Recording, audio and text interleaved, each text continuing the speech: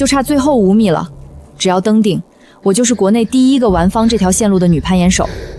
记录就在眼前。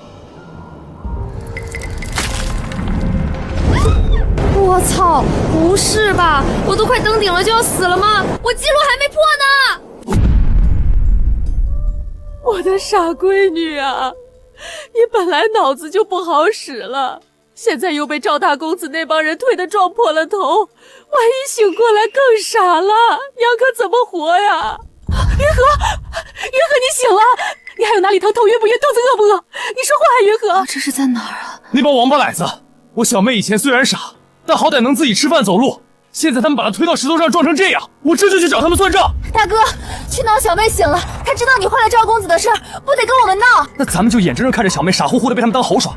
这次是撞头，下次呢？下次会不会连命都没了？嫂子，若非兄弟舍命相救，我早已丢了性命。顾家大恩我记一辈子。这些粮食布铺，等你先拿着进，我定让我家光宗上门提亲，娶她为妻，绝不食言。小傻子，想见光祖哥不？咱跟他穿一条裤子，只要你把家里的好吃的给我们，我们就带你见他。长乐村顾云禾，我竟然穿越了！别人穿越都是公主小姐，再不济也是一个正常人，怎么轮到我就成了一个智商只有3岁的傻子？没得治了，这姑娘的脑子也就跟3岁的娃娃差不多，能保住命就算万幸了。原主父亲救过赵光宗的爹，赵家为了报恩就跟他定下了娃娃期。云禾，那是家里最后半袋米了，你不能全拿走啊，咱们自己也要吃饭呀。这些吃的我要让人造给光宗。陈叔陈虎说了，我给他们食物，他们就帮我在光宗面前说好话，他们说光宗会娶我的。可原主拿不出粮食以后，这2人就立刻变了脸色，一点粮食都舍不得，还想见赵光宗？做梦！赶紧滚开！这2人太歹毒了，竟然欺负一个傻子，这笔账我记下了，日后必定一一讨回来。云禾，你说句话呀，你别吓娘！完了，真的比之前还傻了。老天爷，你怎么这么狠心啊？这个人怎么跟我的妈妈长得一模一样？云禾，别哭！你是不是少诉娘？娘这就带你去找那具畜生算账。你别跑啊，有娘在。娘，我真的好想你。小妹，你刚才是不是叫娘了？你之前连人都不认的。云禾，你这是清醒了？娘，我也不知道怎么回事，摔在地上撞的头之后，脑子里就清楚了很多。老天爷开眼啊！云禾不傻了，我闺女总算是清醒了，熬出头了，终于熬出头了。小妹，你真认得我们了？你记得我不？云禾，你看看我，你知道我是谁吗？还有我，大哥二姐，你是小弟。云禾，你现在还有没有哪里不舒服？头还疼不疼？我饿了。姐姐，家里就剩这点野菜糊糊了，你快吃。检测到可兑换物品，粗陶土碗可兑换粟米1份。没想到我居然觉醒了系统，真是天无绝人之路。有系统傍身，在这荒年里一定能带着家里人过上好日子。这野菜糊糊连营养都没有，这小子还咽口水，看来他们也没吃东西。不如趁这个机会试一试系统到底能干什么。你吃。姐姐，这是给你的，我不饿。让你吃你就吃，哪那么多废话？我去厨房看看还有没有别的吃的。云禾，家里就剩那点野菜了，真的什么都没了，你可别往外送啊！娘，你放心，我就去厨房转转，看看有没有什么别的能吃的。娘，算了，小妹刚清醒过来，脑子估计还迷糊着，她想干什么就由着她吧。是啊，娘，妹妹刚醒，咱们别逼她，说不定她待会儿就想明白了。连粒米都没有，这日子过得也太惨了，就没有什么东西能让我兑换的吗？你看这个，高品质紫檀木，稀有的，能换200积分，换不换？本神兽眼光不错吧？紫檀木，就这一截破树头子能换200分？别光震惊啊，换不换？换！收工，200积分，看到没？你是200积分的小富婆了，其中150是本神兽的功劳。哼，200分，够换多少东西了？瞧，这是谁家的小富婆笑成这样，一点都不矜持。看看有什么能吃的。我看看，野菜糊糊，不，太 low 了。糙米饼不行，硬的崩牙。有了，这个大米精粮，50不积分1袋，换这个的话还剩150积分。本神兽算账可快了，喏，自己看，分毫不差。50积分换1袋大米，值。一家人都受脱相了，正好给他们补身子。哼，算你识货，下次早点问本神兽，别自己瞎翻破罐子了。大米1袋，送货上门。以后不许换这么重的东西，本神兽的腰都要断了，明明没有腰。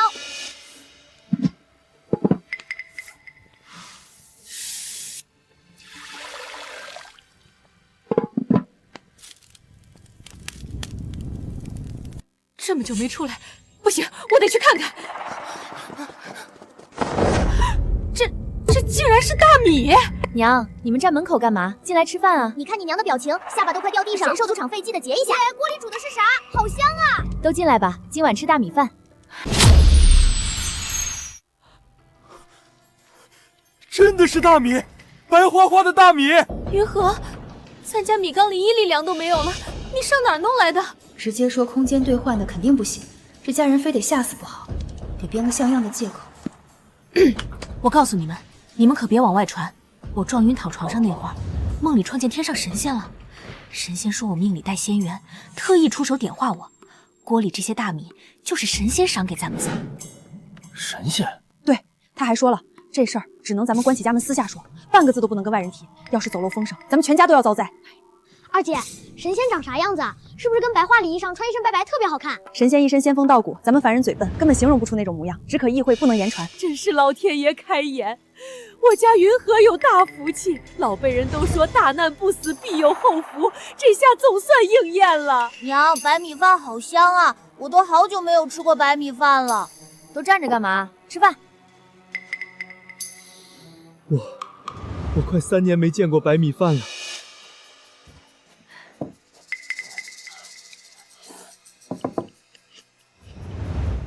慢点吃，别噎着。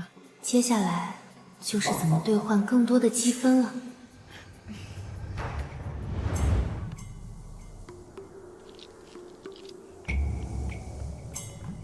小妹，那边林子密，我去那边看看有没有树根能挖。你就在这儿，别走远。知道了，大哥，你小心点。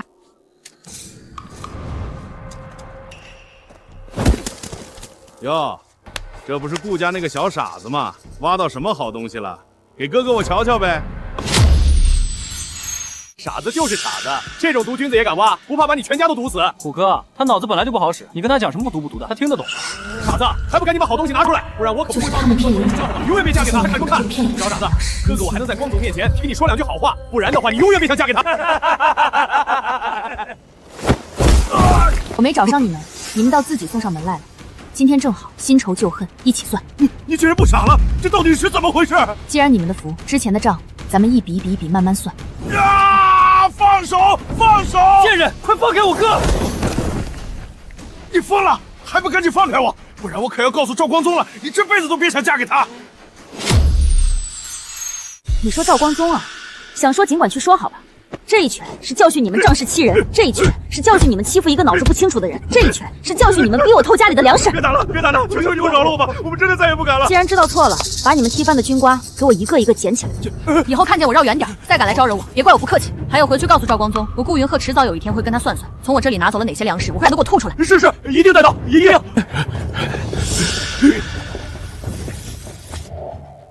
爽，总算是替原主出了一口恶气。检测到前方有野生灵芝，可兑换积分100分。本神兽大老远就闻到了，换不换？兑换！叮，兑换成功，积分从150整到250。本神兽的效率就是高。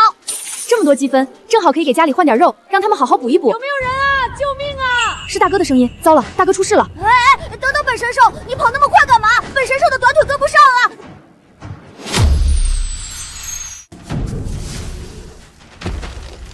大哥，小妹，你别过来，快跑，快去叫人！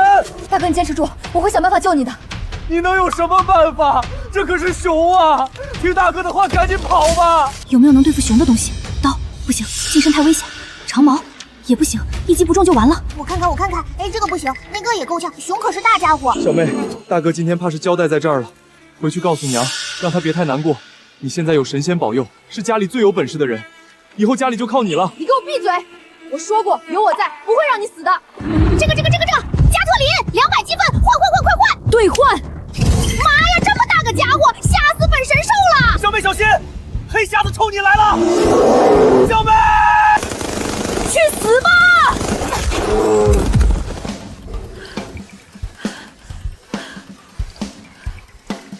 打倒了！本神兽选的加特龙厉不厉害？等等，200积分啊！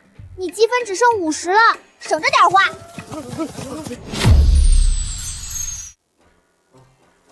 大哥，还不赶紧下来？熊已经解决掉了。我的个亲娘嘞！小妹，你手里这个会冒火的棍子是啥东西？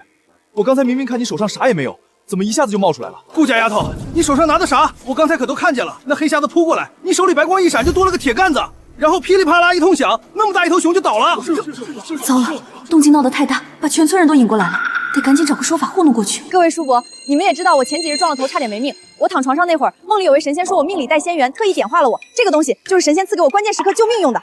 没了，真没了，就这么变没了。神仙显灵了，真是神仙显灵了。系统可以随时收拾这些东西。你看他们吓得快掉地上了。行了行了，都别围着我小妹了。大哥，各位叔伯，现在天也不早了，我们大家赶紧把肉分了，各回各家吧。我娘还在家等着，回去晚了该担心了。这是一头熊够全村吃好几顿了，娘和弟弟总算能补补身子。这次干得不错，本神是勉强表扬你一下。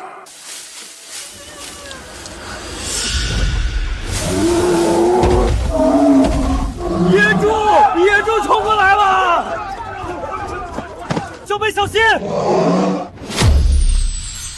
都出去这么久了，怎么还不回来？莲儿和云禾该不会出什么事了吧？娘，大哥力气大，云禾又刚清醒，说不定俩人在山上多挖了些野菜，再等等就回来了。阿康，你怎么跑成这样？你大哥和二姐呢？娘，二姐、三姐和大哥带了好多肉回来，一整头野猪呢。你说什么？我不是眼花了吧？那是野猪，这么大头野猪，顾家丫头走了什么大运？云禾啊，我的好侄女，你们这是进山撞了多大的运啊！天老爷，这么个头野猪，够咱全家吃半年了。就是运气好，在山林里碰到的，没啥。云禾啊，你可得想着你爷爷奶奶，你爹走了以后，他们2年没闻过肉味了，天天啃糙饼子。还有你二婶家那2个小的，瘦得跟柴火棍似的，晚上饿得直哭。你是当姐姐的，得帮衬帮衬啊。当年父亲刚死，他们脸也搬了个干净。二婶说笑了，当初赵家送来的那些谢礼，不是都让您帮着保管了吗？还有我那几匹好布，二婶说回头给我做新衣裳，这衣裳在哪儿呢？我到现在都没见着。陈氏，你还有脸来？当年抢人家孩子东西家清醒了，你又来装好人？你们胡说八道什么？我那是帮孩子保管，你们少血口喷人！既然是帮忙保管，那就请二婶将这些东西还回来吧。正好我娘他们还缺一身新衣裳呢。你这孩子真是狗咬吕洞宾，不识好人心，我懒得跟你计较。多谢各位乡亲仗义直言，等我处理好这些肉，一定给之前帮我家的几位大叔送些过去。大哥，我们回家。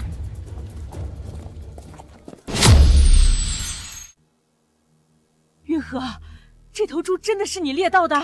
是啊，娘，你可别忘了我是有神仙保佑的人。咱先切一大块瘦肉送给帮咱们的2个大叔，剩下的猪肉一半腌成腊肉存起来，另一半明天拉去县城换米面，行不？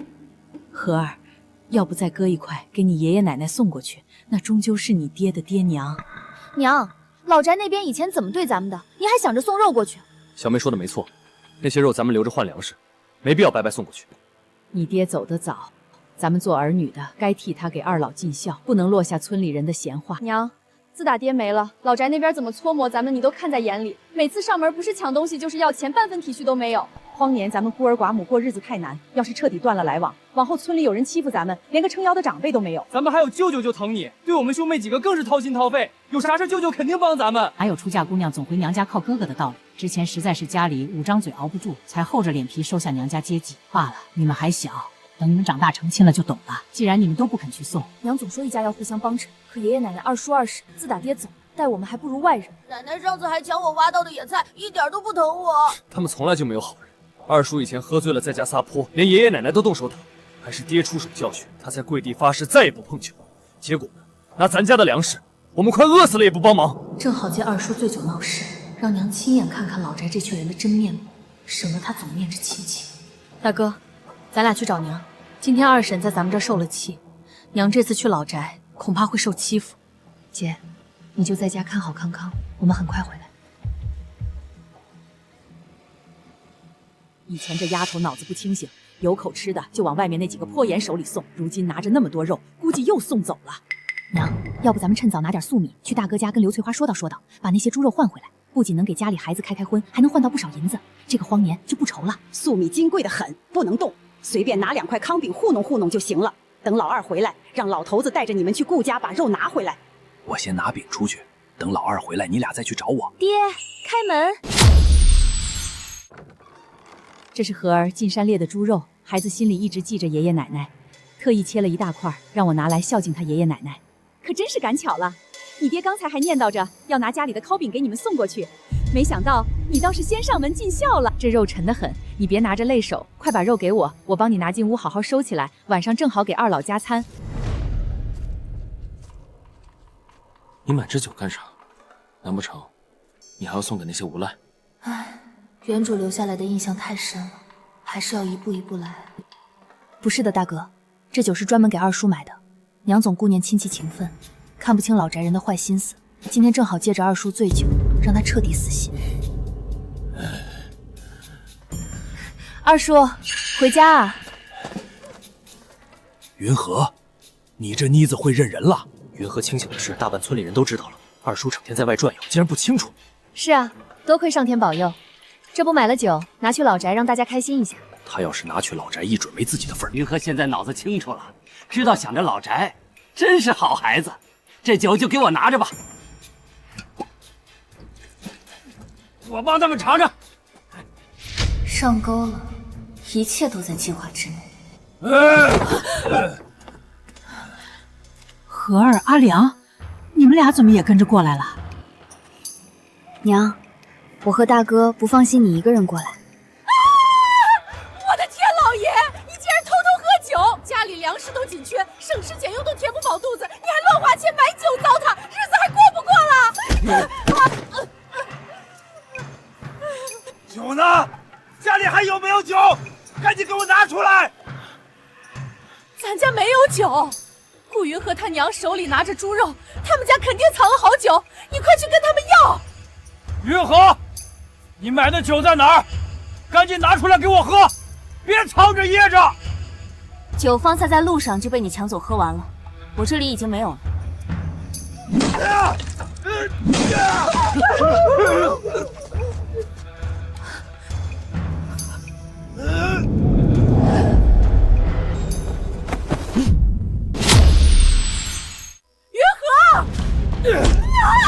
你个杀千刀的酒鬼，真敢动手砸我，疼死我了！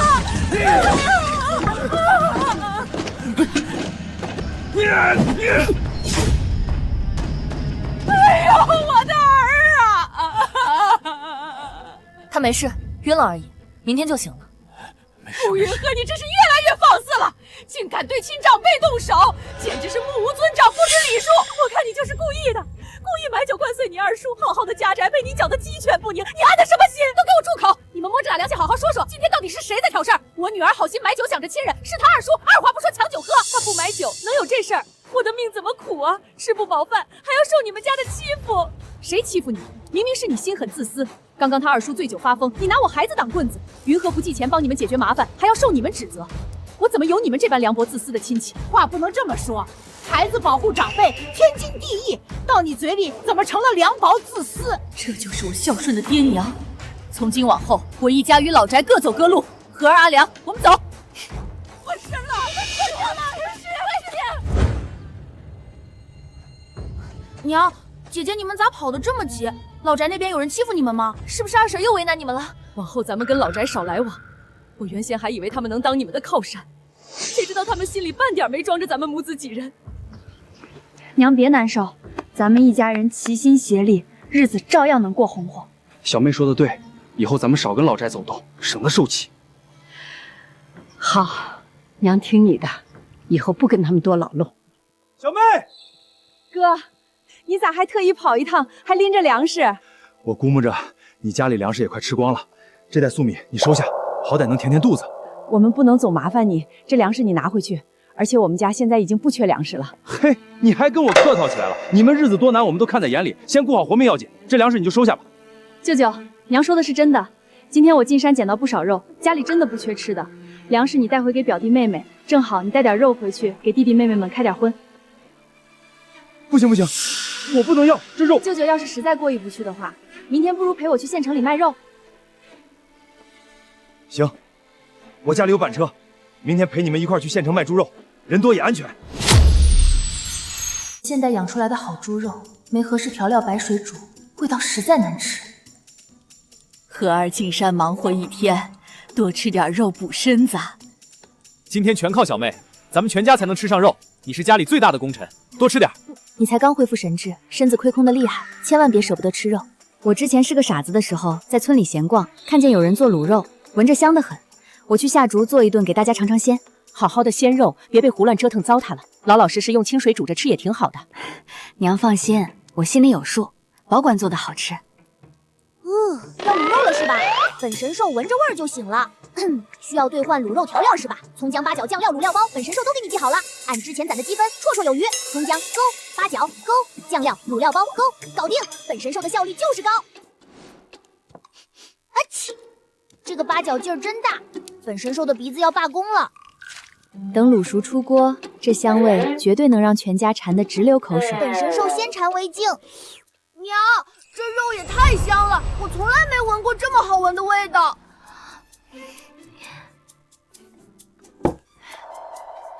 太好吃了！长这么大，我从没吃过这么香的肉。荷儿，你这卤肉到底放了啥东西？味道咋这么绝？就是几样寻常草药搭配着煮，没啥稀奇的。草药还能煮肉，还真是听都没听过。世间竟有这般神奇的做法，改天你也教教我。哥，咱们明天天不亮就去找舅舅，到时候我们就推着2筐猪肉去县城卖。行，我明天一早就起，保管不耽误事。你说云禾吃啥？天天念着赵光宗，但人家高门大户怎么会娶我家云禾这乡下傻姑娘？这次进城千万别撞上赵家，惹出祸。小妹从小就念着这位赵公子，现在清醒了，怕是会直接去找他。但是城里高门大户哪会看上我们乡下人？如今又来这儿，万一碰上赵家的人，那帮人可不是善茬。小妹，咱们换一家吧。这条街上还有3、4家酒楼，没必要非得来这家。我怎么忘了？原主是傻子的时候，天天念着赵公子。大哥估计是担心了我会痴缠上那个赵公子。大哥，我是来做生意的，又不是来找人的。醉仙楼是县城最大的酒楼，他们给的价肯定最高。你放心，我心里有数。今天若是真遇上赵光宗，正好当面把婚约解除了。哎，干什么呢？要饭去后门，这是正门，不是讨饭的地方。我不是来讨饭的，是来谈生意的。去把你们掌柜请出来，我手里有上等新鲜野味，是整头野猪。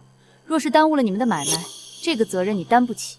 你一乡下丫头还有野猪，别是山沟里捡的死猪烂肉来糊弄人吧？去，别挡着我们做生意。少狗眼看人低，赶紧把你们掌柜叫出来。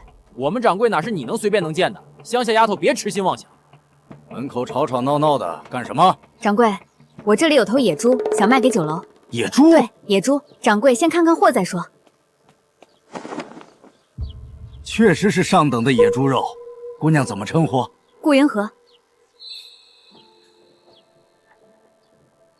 公子，方才下人来报，顾云禾今日进城了，还推着一车野味去了福满楼。看这架势，大概率是来找您，想要履行婚约的。你说什么？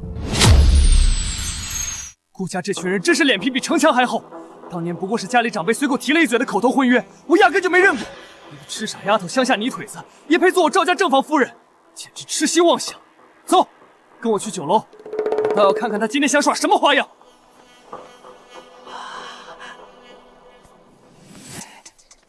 光宗，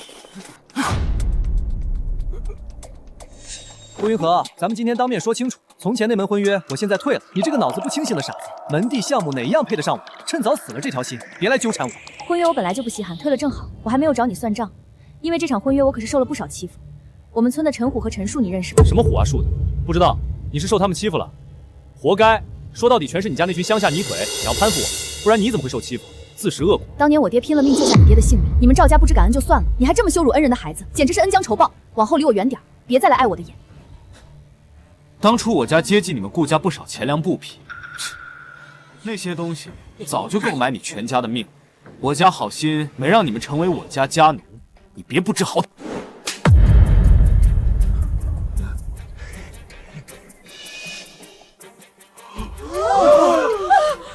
你这肮脏的泥腿子，竟敢动手打我！这赵家小子欺人太甚，今天我非得给他一点教训不可！大哥，你先冷静，这事交给我处理，不用你动手。哎，喷他！本神兽看好你。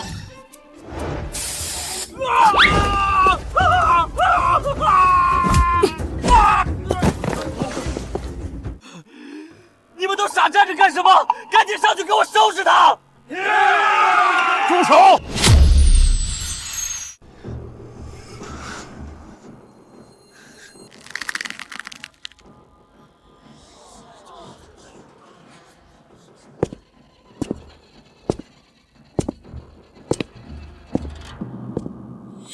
姑娘，方才犬子胡闹，你身上有没有磕着碰着？我人没事。今日赵光宗已当众提出退掉和我的婚约，方才我也亲口应下，咱们今日就把这门婚事彻底了断。丫头，当年你爹舍命救我，我为报恩提出这份婚约，哪能说作废就作废？光宗就是年少轻狂不懂事儿，回头我关起门狠狠教训他，让他不敢欺辱你。这婚事咱们照旧，别一时赌气断了自己前程。老爷不必再劝，方才您儿子当众把我往泥里踩，又是骂我痴傻配不上他，又是说我顾家穷酸低贱，这般折辱我，这婚约我说什么都要退，半点商量的余地都没有。爹，难不成你真要我娶一个从前脑子不灵精的傻子进门？我赵家在县城也是有头有脸的人家，我要是娶了她，往后出门都要被人戳脊梁骨，我绝对不娶她的。你要是念着当年顾家的救命恩，那这份恩情你自己扛，别拿我的婚事还债。实在不行，你自己纳她进门。你这个孽障，满口混话，不知感恩。当年若无顾老伯舍身相救，咱赵家哪有今日风光？人家姑娘本本分分，你反倒百般欺辱，还说出这种大逆不道的混账话，还愣着干什么？拿布把他嘴堵上，压到一旁去，别在这丢人现眼。姑娘，实在对不住，都怪我平日里太过溺爱这逆子，把他养得骄横无礼，不懂知恩图报。今日让你受了天大的委屈，我这个做父亲的给你赔个不是。方才你说要退婚，我也明白你的心思，是我赵家对不住你，这门亲事我不再强求。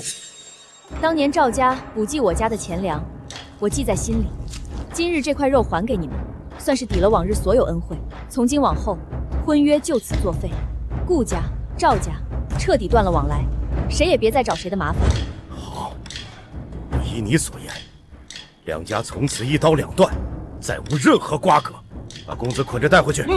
没有我的允许，不许他出门。是。这么的一桩烦心事，总算彻底了结了。姑娘你好，我是来福酒楼的掌柜，想跟你谈个生意。我想把你这半扇野猪肉全部收走，价钱绝对给你市面最高价，绝不亏待你。掌柜爽快，我也不绕弯子。现在年成不好，家猪肉都难买，更别说这种深山野猪，肉质紧实。你既然诚心想收，市价多少你就给我多少。行，如今镇上猪肉1文钱1斤，你这野猪肉稀缺，又是整扇好肉，我给你溢价3成。成交。多谢姑娘。实不相瞒，再过几日，朝廷巡抚大人就要下乡巡查民情，县令这段时间日日发愁，拿不出上等稀罕食材招待大官。你这野猪肉正好能解他燃贼之急。以后你要是再进山猎到山鸡、野鹿这类稀罕野味，一定送到我来福酒楼，我一样高价收，绝不压价。我手里食材品质你放心，以后我进山打到货，第一时间送你店里。巡抚特地下来查灾情，可眼下全境大旱，田地干裂，寸草难生，就算大官来了，又能有什么根治旱灾的实在法子？想再多也是哭想。先顾好家里一家人的温饱，囤足粮食，才是眼下最要紧的事。这么大一锭银子，这下咱们家囤粮、添置农具全都不愁了。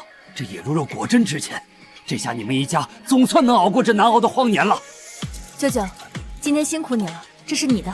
这可使不得啊！好不容易赚了钱，自己好好收着。我今天来也是昨天给了我好些肉，快收着。舅舅，你就拿着吧，不然以后有事，我们怎么还好意思让你帮忙？哎呀，你这，那我就先收着。这是你的，哥好好收着，不许学舅舅那一套。我帮你收着，回家统一交给娘保管。走，我们回家。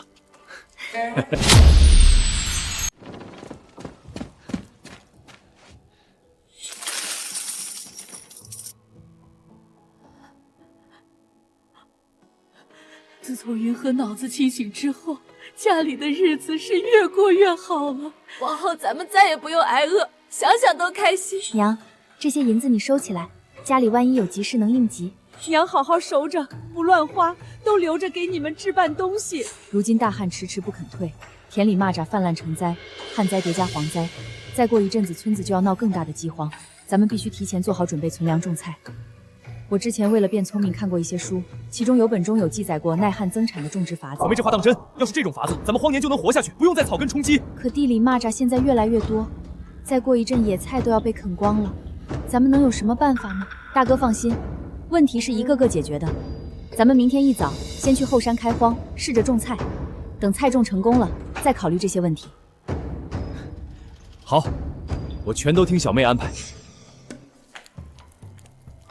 小妹，你来回盯着土地看啥呢？有啥讲究吗？这片坡地土层干硬贫瘠，普通菜种根本活不了，不如用系统兑换耐旱蔬菜种子。大哥，今天咱们先把这片坡地清理干净，开出几块菜丘种菜，以后咱们自家就能吃上青菜。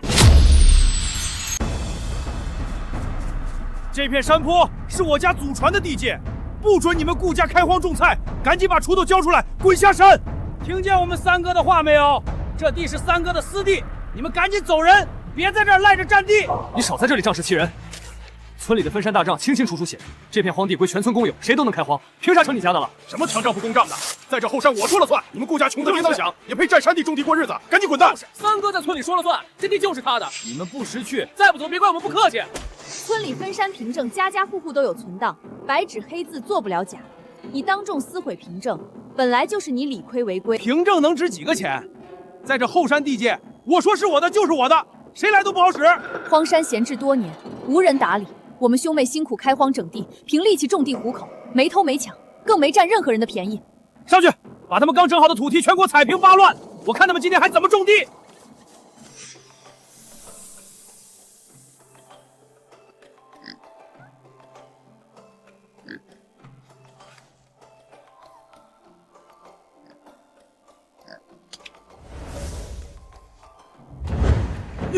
你这铁器从哪儿来的？少拿这些东西吓唬我们，我们可不怕。再敢找我麻烦，我就拿着分山凭证去找李正评理。到时候你不仅要赔我损坏土地的损失，还要当着全村人的面道歉。我们站里又有凭证，不怕跟你们去对峙。今天这事儿必须说清楚。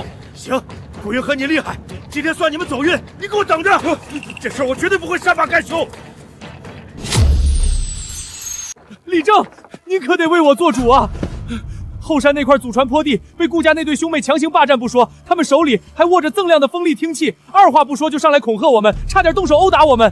今日要是您不主持公道，我们往后连上山落脚的地方都没了。我不能单凭你一人说辞下定论，我现在就随你一同上山实地卡证。倘若今日是你无事生非、撒谎诬告他人，按照村规，我定然不会对你轻饶。李正，您放心，我说的句句都是实话，您尽管上山卡证，要是有半句虚言，我任凭村规处置。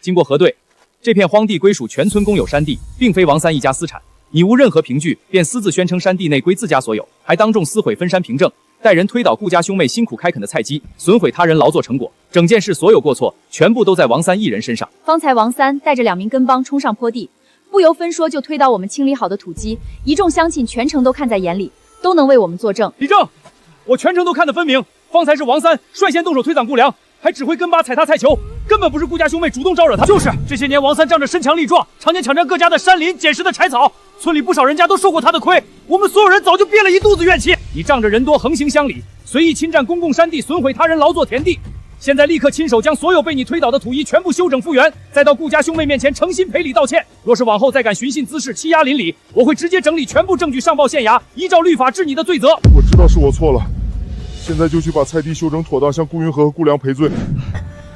多谢李正明察秋毫，愿意为我们兄妹主持公道。今日若是没有您，我们辛苦开垦的菜地就要白白被毁了。荒年粮食蔬菜最是金贵，你们主动开垦荒地，自给自足，不给村里增加负担，是一件大好事。往后开荒若是遇上难题，缺少水源浇灌，或是不足农具耕具，尽管直接来村中找我，我也会当众叮嘱全村村民，不可随意上山打扰你们打理菜地。多谢李正体恤关照，后续真遇上难处，我再来登门叨扰您。今日才算看明白，顾家姑娘有理有据，做事强硬有分寸，往后可不能算计人家的东西了。小妹，你瞅瞅这一大片菜地，就凭咱们兄妹俩来回挑水，哪里顾得过来？这老天爷连日不下雨，温度又这么高，再过2天浇不上水，撒下去的种子就算发了芽，也得活活晒死。哥，你别愁眉苦脸的，我早就琢磨出不用人力挑水的办法，咱们搭个云水的渠，山泉能自己流到菜场里。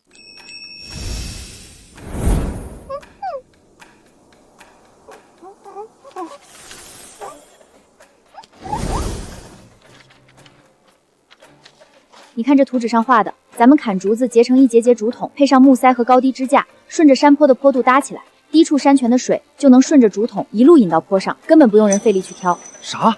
竹筒还能引水？活了这么大岁数，我从来没听过这么巧妙的法子，真能管用。坡度是关键，咱们按照图纸上的尺寸来做竹筒，搭的时候一层比一层略低，水顺着地势自然流动，不会积住，也不会倒流。咱们现在就动手劈竹做配件。我的天，这法子也太神了！往后再也不用扛着扁担来回折腾，省下多少力气！水渠先通水稳定一阵子，等土润透，咱们就撒菜种。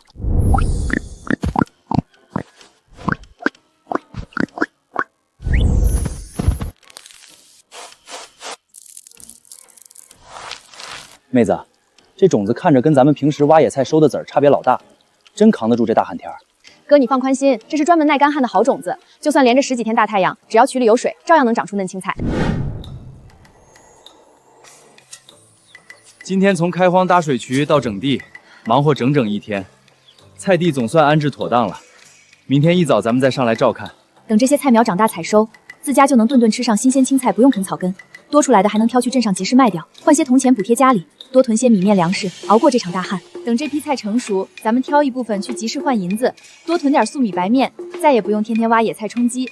行，啥事儿都听你的。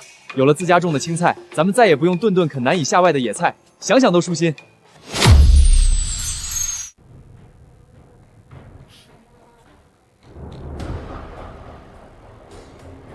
都怪你给你二叔送酒，害得他醉酒在家撒泼闹事。今天你必须分我大半猪肉，再拿不少银子补偿我。二婶，二叔闹事，你应该去怪二叔，来找我要东西干什么？要不是你给他酒，他能喝？你这孩子一点不孝顺，我家日子难熬，全是被你拖累的。他二婶，剩下的猪肉我孩子还要吃，实在不能分给你，你多体谅一下。我家2个孩子也好久没沾婚了，你是他们亲大娘，分我一点肉怎么了？哎呀，我的命怎么这么苦？前些天娘已经将1大块猪肉送去老戴尽孝，二叔醉酒是他自己贪醉，跟我没有半点关系。以前我脑子不清明，你们不断上门索取，如今我不会再无底线忍让。一家人分点肉还要计较，你也太冷血了。从前所有事我全都记在心里，如今你们落到这个地步，全是你们自己自作自受。我警告你们，以后别再来找我们麻烦，否则别怪我不客气。和儿啊，二婶知道之前是我不对，我嘴碎，我贪心，我改还不行吗？你现在能干有本事，猎得到野猪，手里还有银子。肉是我拼命进山打来的，银子是我辛苦挣的，跟你们老宅半毛钱关系没有。你们想占便宜，做梦！老宅一大家子过得紧巴巴，你好歹也姓顾，就可怜可怜长辈，分我们一点肉，接济我们几两银子，也算你尽了孝心。二婶这话就别再说了，之前我家困难吃不上饭的时候，你们可没半点可怜我们。现在我有东西了，你们就跑来装可怜要好处，天底下没有这么便宜的事儿。今天彻底得罪二婶，往后老宅那边指不定怎么在外说咱们闲话。亲戚之间贵在互相体谅，咱们一味退让，只会助长他们无休止的索取，守住咱们一家人活命的粮食肉食，没有任何错处。道理我都懂，只是怕全村人说咱们不孝。咱家的事儿，村民都看在眼里，谁贪心算计，谁蛮横不讲理，大家心里都明镜似的，咱们问心无愧。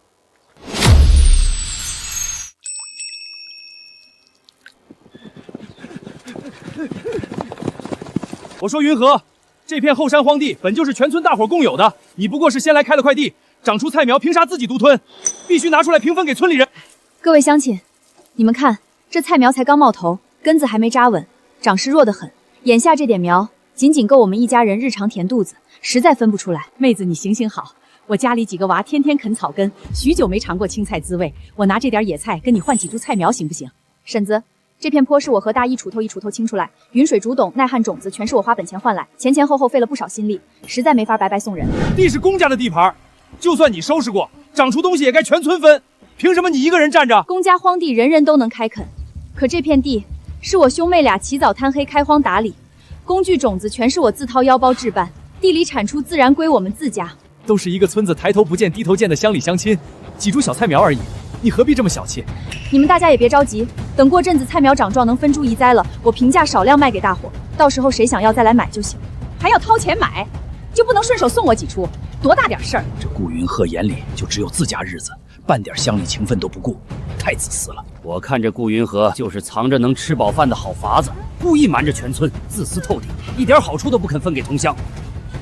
平白无故大旱天种出这么旺的青菜，我怀疑他是沾了什么邪道术，指不定会给咱们村子招来祸呢。云鹤，这样下去不是办法，乡亲们对你的意见一定会越来越大的。放心，我有办法。李正，今日前来是想跟您说清后山菜地的事。你慢慢讲，到底出了什么矛盾？我自行开荒种菜，村民强行上门讨要菜苗，讨要不成，四处散播谣言，排挤我们一家。竟有这种事？后山那片荒坡多少年没人打理，荒草都长半人高，全村谁愿意费力气开荒，那地就归谁打理，这是村里早年定下的规矩。我也是靠着这块菜地补贴家里，我弟弟年纪小，整日吃不饱肚子，好不容易种出点菜苗，这群人眼红，3天2头堵在我家门口嚼舌根，说我藏私不懂体恤相邻。我不肯白白送菜苗，转头就编排我心狠物私，连带着我家里人出门都被指指点点。这捆菜苗是我特意带来给您的，不是送礼求情，就是想让您看看我辛苦照料出来的菜苗长势多好。我不是小气不肯分，可他们张口就要大半，一点活路都不给我们留，换谁也没法应下。我心里有数了，规矩摆在这儿，开荒所得本就归自家，旁人没道理强行讨要。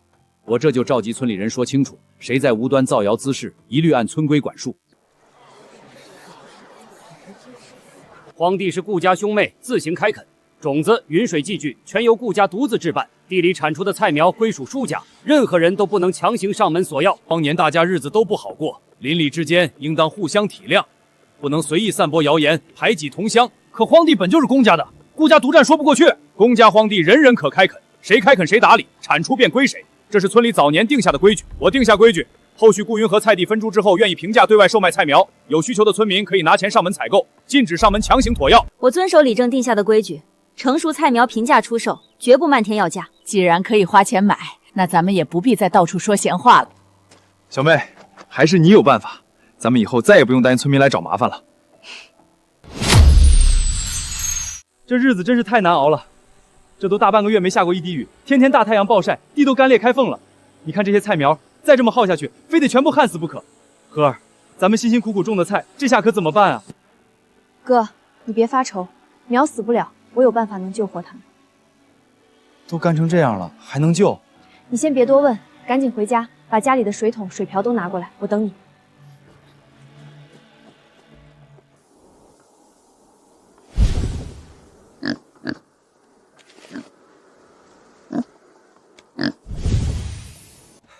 荷儿，东西拿来了，到底怎么救？你把这包东西全部倒进桶里，兑满清水，搅匀化开。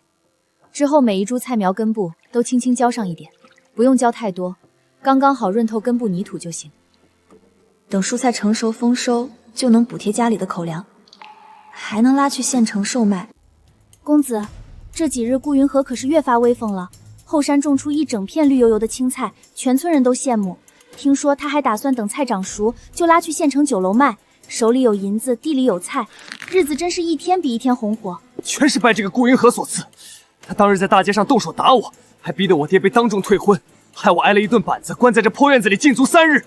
他还想靠几颗破青菜翻身赚钱，简直是白日做梦。你们趁着今夜天黑，偷偷摸去后山顾家的菜地，带些10根的药粉，整片菜窖全都撒上，我倒要看看没了这些菜苗，他还拿什么过日子。办利索点，别留下半点痕迹，免得被人抓着把柄。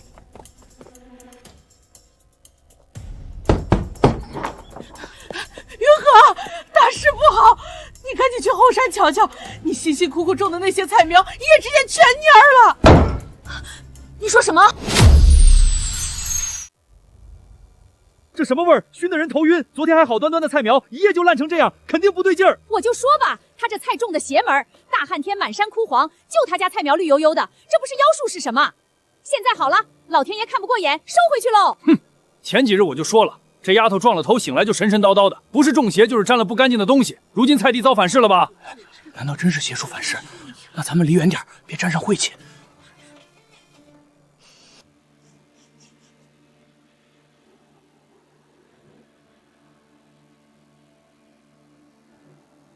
这不是什么邪术反噬，这是有人趁夜里偷偷摸上山，往菜地里投了毒。投毒？谁这么缺德？荒年毁人庄稼！这布料是细棉布，染的是靛蓝，咱们村没人穿得起这种料子。这鞋印底纹整齐，不是草鞋印，是城里鞋铺卖的千层底布鞋踩出来的。能在半夜摸黑上山，知道菜地位置，还用得起10根药粉的人，只可能是城里赵家派来的。你少血口喷人！赵家是大户人家，怎会跟几个菜苗过不去？说不定是山里的野畜生踩的。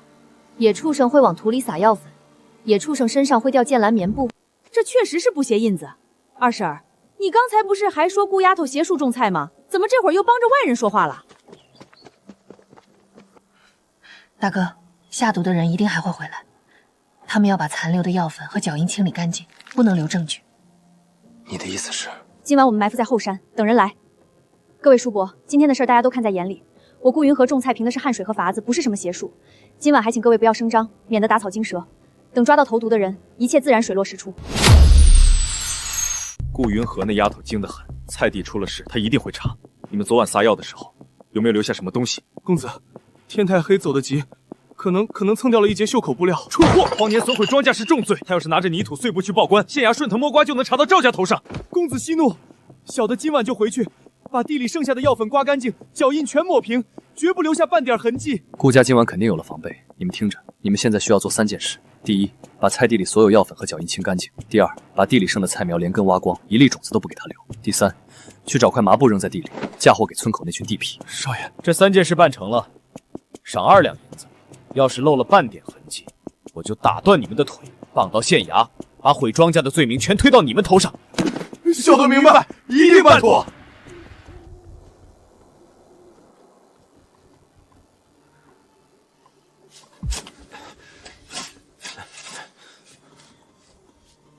等他们走到中间那块菜球再动手，两边都是坡，跑不掉。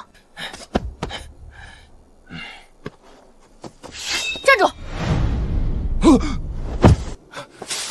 啊！放手！跑？往哪儿跑？赵家的腰牌，还有什么话说？姑娘饶命！不是我们想干的，是赵光宗逼我们来的。姑娘，我们也是没办法。赵光宗说了，要是留下痕迹，就打断我们的腿，送官顶罪。他不光让我们毁菜地，还打算什么？他还打算过几日放火烧你们顾家的房子。烧房子？人赃并获，今晚就去李正家，把话当面说清楚。站住！你们2个要把人押去哪儿？自然是押去李正家，把今晚的事儿说清楚。你们不能押他们走，这2个人是我娘家远亲，今晚是来投奔我的，走错了路才上了后山。二婶说他们是你的远亲，那这赵家的腰牌是怎么回事？你娘家的远亲随身带着赵家的信物，腰牌上还刻着赵光宗的名字，真是赵家的东西。这木料，这刻工，不是寻常人家用得起的。那是我托赵家人帮忙照顾他们才给的腰牌做凭证。那这包10根药粉呢？也是你托赵家给他们的？陈氏，你别在这编瞎话了！今早我亲眼看见你天没亮就往村外走的是去县城的大路，你是不是去给赵家通风报信了？我也瞧见了，太阳还没出来他就出了村，脚灵飞快，大早上出门，天黑才回来，准没好事儿。我不是去报信儿，赵光宗答应给我半袋粟米，我才帮他打掩护的，就半袋粟米，我家里2个孩子饿得天天哭，我能怎么办？大半夜闹成这样，到底出了什么事？这是赵关公派过来的。赵家是城里大户，和县衙的人似有来往，这事不好办。李正，人赃俱获，腰牌、药粉、碎布2个活口都在，证据确凿。难道因为他是大户，我家的菜地就白毁了？这样，今晚先把2个打手关在祠堂，让2个后生轮班看守。陈氏，你知情不报，包庇人犯，按村规罚你挑水30担。明天一早，我带着人证物证一起上县城，找赵老爷当面说清楚。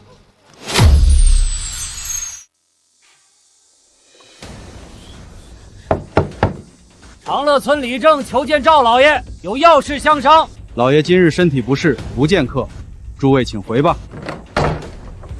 昨夜你们赵家的2名下人摸黑上我顾家菜地，投毒毁苗，人赃并获，腰牌和剩余药粉都在我手里。既然赵老爷身体不适，不能见客，那我们就直接把人和物证送到县衙门口，请县令老爷来断。顾姑娘，请进来说话。不了，就在这里说吧，也好让百姓看个明白。赵老爷，有啥事干脆就在门口说清楚呗，让我们评评理。关起门来说，怕不是什么恶心事儿吧？说，到底怎么回事？公子下令让我们毁菜地，昨晚又要我们回去清除物证，嫁祸地痞，不做就要被打断腿，送官顶罪。老爷，李正，顾姑娘，这事儿确实是犬子糊涂。这样，顾家菜地的损失，我赵家双倍赔偿，粮食、银两、菜种，所有的我全包了。此事咱们私下和解，不要闹到县衙去，可好？赵老爷，我今天不是来要赔偿的，我要的是2件事：第一，严惩这2个毁庄稼的下人，赶出赵府，永不再用；第二，赵光宗亲自到村中认错，保证永不再犯。顾姑娘，光宗至究是我儿子，让他在大庭广众之下认错，我赵家在县城的脸面往哪儿搁？你若执意如此，那就别怪我告你持械胁迫良民。赵老爷，这枚铜扣是当年我爹救您从身上扯下来递给我娘的。您当年亲口说过，见扣如见人，赵家欠顾家一条命。您当真要在这么多人面前告您救命恩人的女儿持械闯府？赵家忘恩负义，人家爹舍命救了你，你现在反倒要告人家女儿？就是，城里大户就这点胸襟，连恩人的孩子都欺负，以后谁还敢帮你们赵家？把公子带出来。爹，你凭什么？跪下！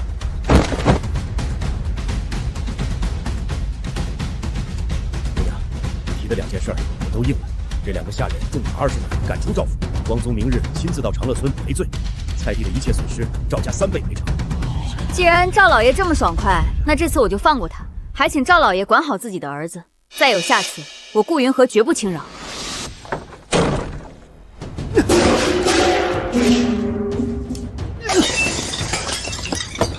顾云鹤，一个痴傻了10几年的村姑，仗着走了狗屎运清醒过来，就敢骑到我赵家头上撒野！我爹居然还答应赔他3倍的粮食和农具，他一个穷山沟里的野丫头，也配拿我赵家的东西？公子息怒，老爷也是一时被逼无奈，那么多百姓围着，他总不能……我爹老糊涂了，我可没糊涂。顾云禾想拿着我赵家的粮食安安稳稳回村，做梦！你去城西破庙找刘麻子，告诉他，带几个人抄近路去长乐村村口小路埋伏。顾云禾那车粮食和农具，他们抢下来就分一半。事成之后，我再额外给5000银子。是，公子。站住！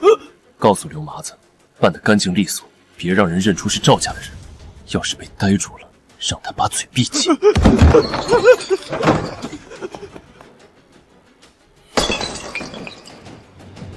顾云禾，我看你怎么安安稳稳回到村子。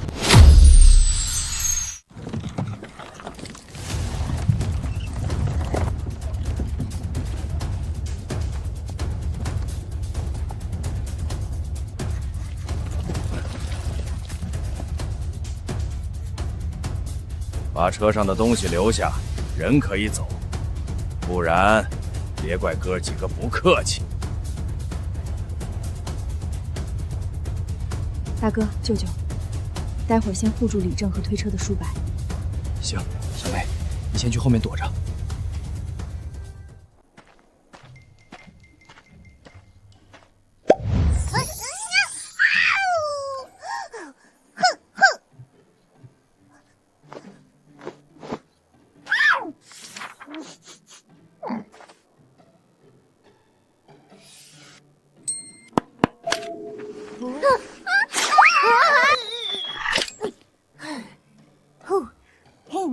听不懂人话是吧？动手！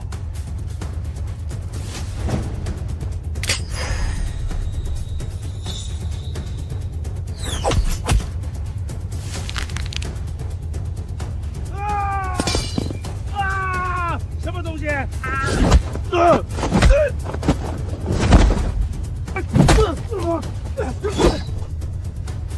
谁敢再往前一步，老子劈了他！谁让你们来的？我说是赵家公子赵光宗，他出了5000银子雇我们上这儿堵路，说你们车上装着赵家赔付的粮食和农具，让我们抢回去。赵光宗，他不是刚从李正那认了错，怎么转头又雇人拦路？你方才说的每一个字，到了县衙，敢不敢当面再说一遍？敢，千真万确。赵光宗还说了，抢到东西分我们一半，小的有眼无珠，求李正饶命。连人带刀一起送去县衙。这次不光是毁庄稼，雇人行凶，持械拦路，县令面前，赵家再大的面子也盖不住。老周，光宗这回闯的祸太大，那几个地痞被送到县衙，口供已经录了，你能不能？老爷，证人口供已经压了档，要想完全撤掉是不可能的，但我可以把口供归到民事纠纷一档，不按持械抢劫定罪，只要受害方不再追责，公子最多罚点银两，不至于入狱。行，就这么办。银两方面，你帮我打点。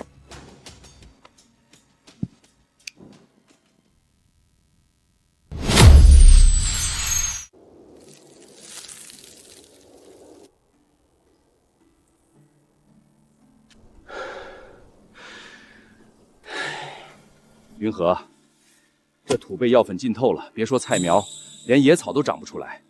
我听老辈人说，毒过的地至少得空置3、4个月，等雨水冲淡了才能种东西。这味道太冲了，怕是半年都散不尽。你这荠菜算是白搭了。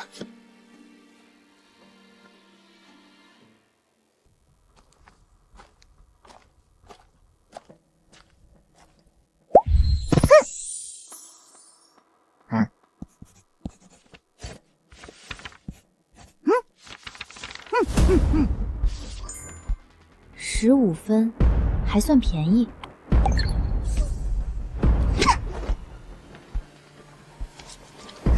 大家不用愁，我有办法能修复毒土，把草木灰、腐土一点点生石灰拌进地里，翻耕浇透水，3、5天就能恢复。荷儿，你当真懂这种法子？万一不管用，白费力气不说，还浪费草木灰和腐土。娘，你放心，我之前在书上看过这法子，管用。那就别干站着，动手吧。小妹说管用，就一定管用。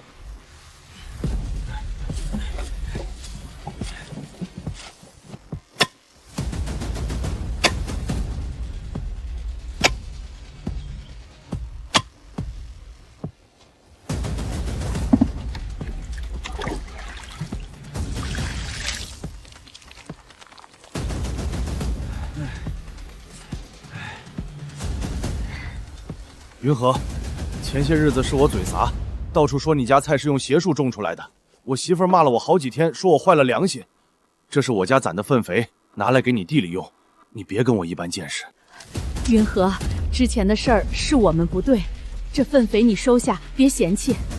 过去的事不提了，等菜苗长出来，我按之前李正定下的规矩，平价卖给你们。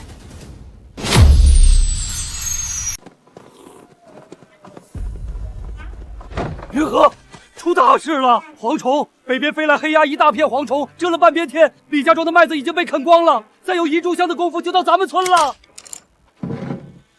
又是旱灾又是蝗虫，老天爷这是要绝了咱们的路啊！完了，全完了。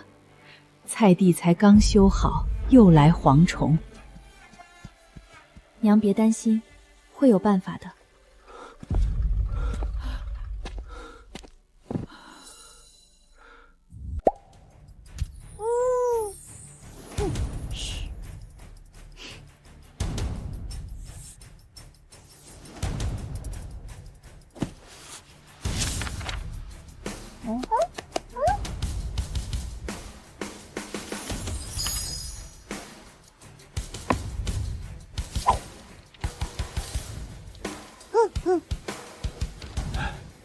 张伯，村里有多少户人家？能下地干活的有多少人？全村大概40来户，能干活的约莫60、70人。我有驱蝗虫的药方，需要3种东西：苦面叶、烟梗、腊云草。苦面树村中就有，烟梗谁家种过烟的都有存货，腊云草田埂上遍地都是。你把话传下去，让每家每户分头去采，越多越好。拿到东西全送到打谷场，我在那儿支锅熬药。走走。大家听我说，药煮好了装进木桶，往地里喷洒就行。家里的木盆、竹筒、葫芦刨，能装药水的东西都拿来。2个人一组，一个喷药，一个提桶，往庄稼地的方向撒，药味会把蝗虫逼走。大哥，你带10个人去村北的麦田，从外往里喷。二姐，你和婶子们收集艾草，喷完药水就把艾草堆在地条上。我去菜田，娘在家看好康康，等我们回来。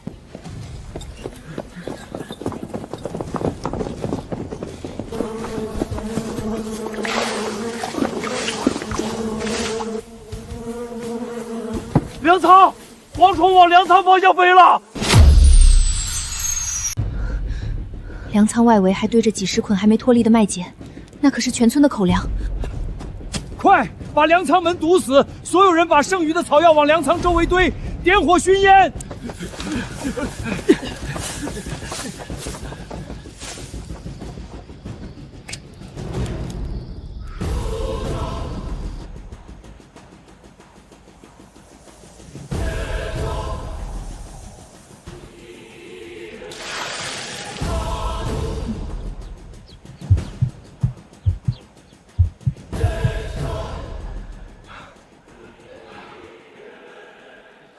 立正，我家的麦子一夜之间全被啃光了，连麦秆都没剩下，5亩地呀，全完了。我家也是，1亩半的粟米根都被啃断了。李正，昨晚守住的只是粮仓，田里才是大头。蝗虫还在天上，今晚起风，他们还会再来。光靠烟熏只是驱赶，得想办法把他们灭在田里。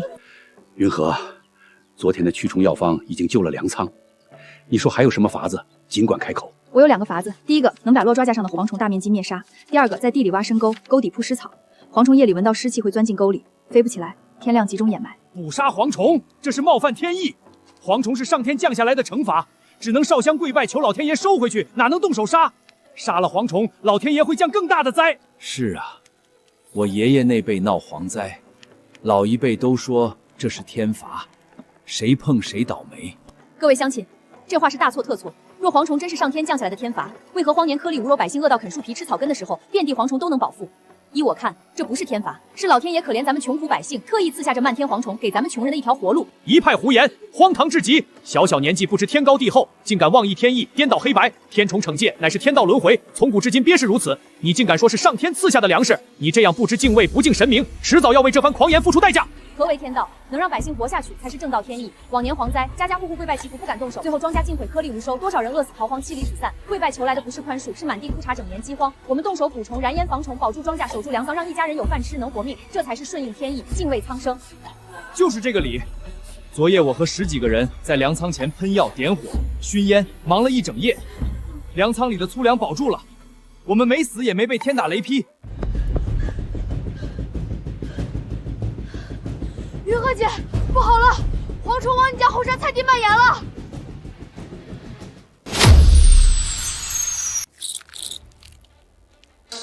滚开！别吃我家的菜！滚开啊！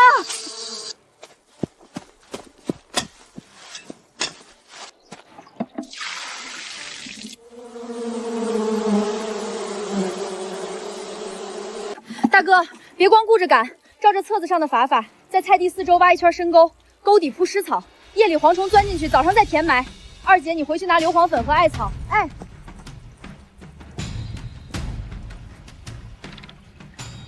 来3个人，带上铁锹给我挖沟，剩下的去割湿草，越快越好。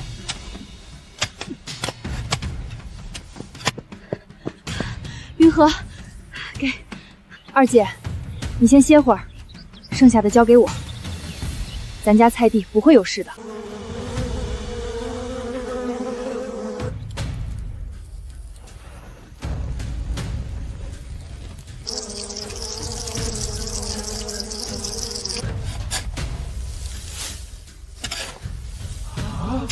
这法子真管用。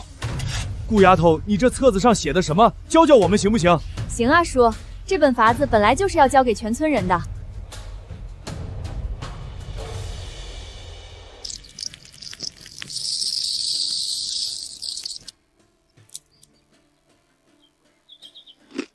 我的娘哎！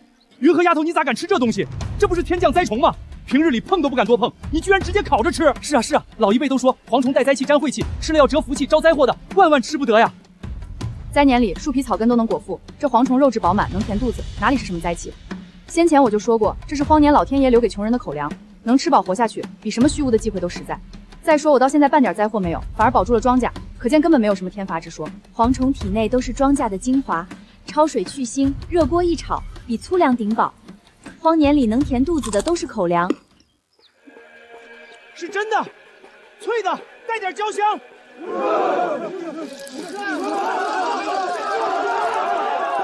都听好了，顾家这灭蝗法子保住了自家菜地，还告诉大家蝗虫能当口粮。从今天起，全村统一行动，按顾家这2个方子挖沟熏烟，灭蝗保庄稼。捕到的蝗虫各自收着当口粮，谁家要是偷懒不动，蝗虫啃光了自家田地，别来找我哭。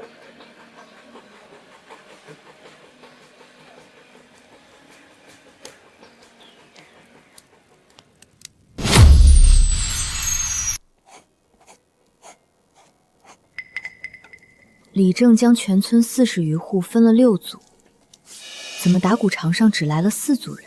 大哥，你方才在场子里转，有没有看见村氏周老六那一组，还有咱们顾家老二那一户？册子上记着2组，一共7、8口人，眼下一个人影都没见着。周老六家田里的蝗虫都落了3层了，他愣是不动手。昨晚路过他地头，麦秆被啃得只剩茬。人心不齐，最难成事。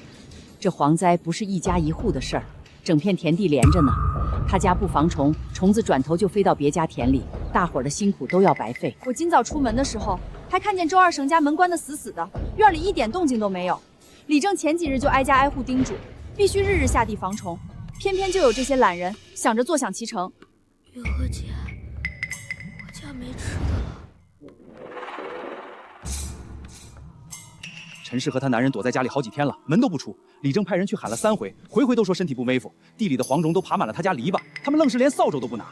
大人毒气偷懒，何苦为难2个孩子？都是无辜的哟。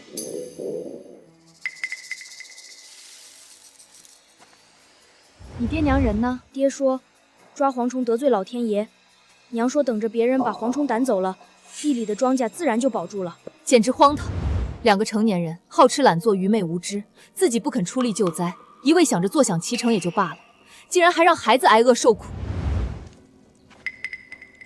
吃完了，去那边帮忙添湿草，添满3筐草，晚上再领1份口粮。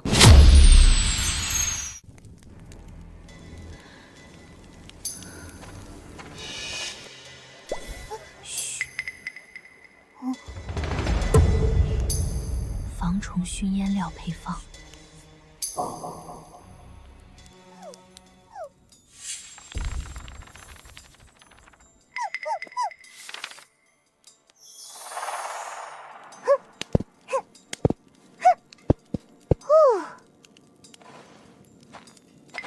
李正大哥，这是我早前配好的防虫烟饼，用料是樟怒蟹、松枝混着硫磺压制的，和普通艾草不一样。这烟毒虫不毒人，浓烟厚重持久，驱虫力极强，一枚就能护住食品地界，刚好能围住整个粮仓。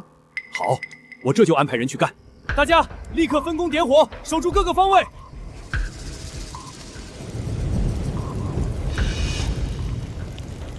保住了，终究是把粮仓保住了。云禾，今夜多亏了你，若是没有这烟饼，咱们全村今年就真的彻底完了。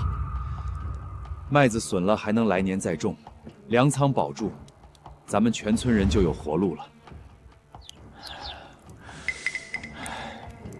云禾、李振，我家的4亩地全完了，麦子、粟子连根草都没剩下，是我糊涂，是我偷懒，我对不起你们。云禾，二叔爷，二叔地里的庄稼也一粒没剩下，我老糊涂。你大人不计小人过，让二叔跟着你们一起灭蝗吧。想留下可以，但丑话说在前头，留下来就要跟着干活，挖沟、熏烟、守粮仓一样不能少，按劳作算口粮，不干活就没吃的。你们答应了，就站起来去领工具。就算蝗灾彻底过去了，剩下的收成估计也只够全村熬2个月。2个月后入了冬，大家还是得饿肚子。娘，你先吃。云禾带着全村灭了这么多天蝗虫，他心里肯定有打算。你身子要紧，别光顾着操心不吃东西。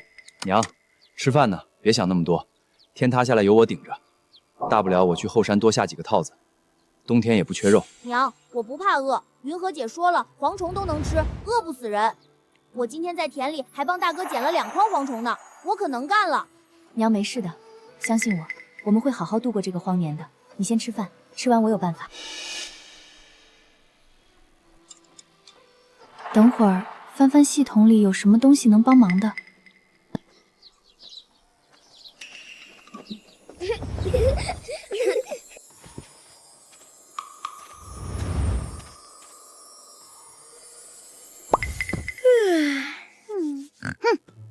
耐旱抗蝗，新种谷物。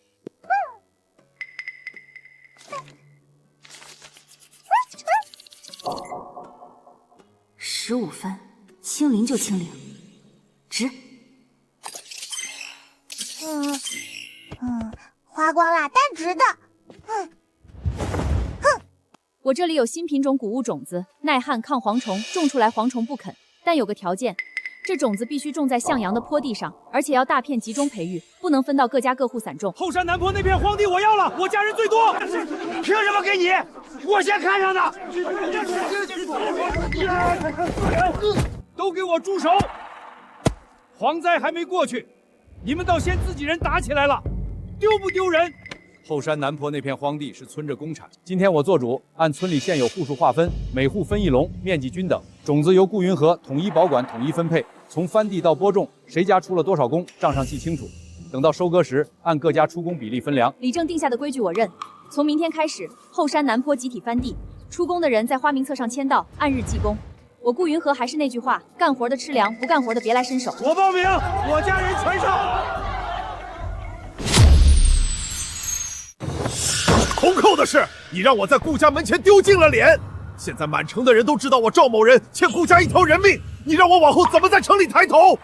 爹，那铜寇是他顾云和凭空编出来的。闭嘴！铜寇是真是假，我心里有数。你惹出来的乱子还不够多。粮车队被劫的事，巡抚衙门已经派人下来查了。给我安分一点，从今天起，不许再找顾家丫头的麻烦。爹，是那丫头和我作对。我不管这些，你再不收敛，等巡抚的人查到你头上，你连命都保不住。爹教训的是，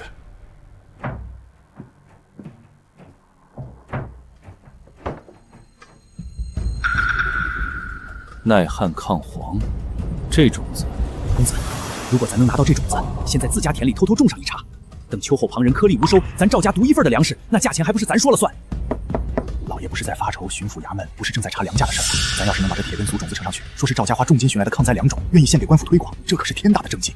县令听了都得给咱记一功，巡抚那边查粮的事儿，说不定就这么接过去了。东西是好东西，但怎么拿？顾家现在防咱跟防贼一样，我去把刘八子叫来，让他明天混进后山南坡翻地的人群里，趁乱摸几把种子回来。不错，你这新来的奴才倒是比之前的要聪明。这事办好了，好处少不了你。放心，一定办妥。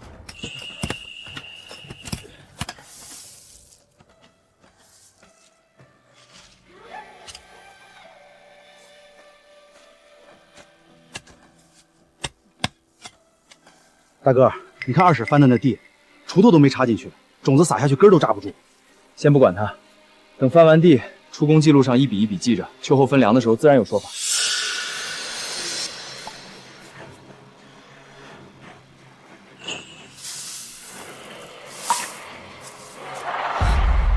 有小偷偷种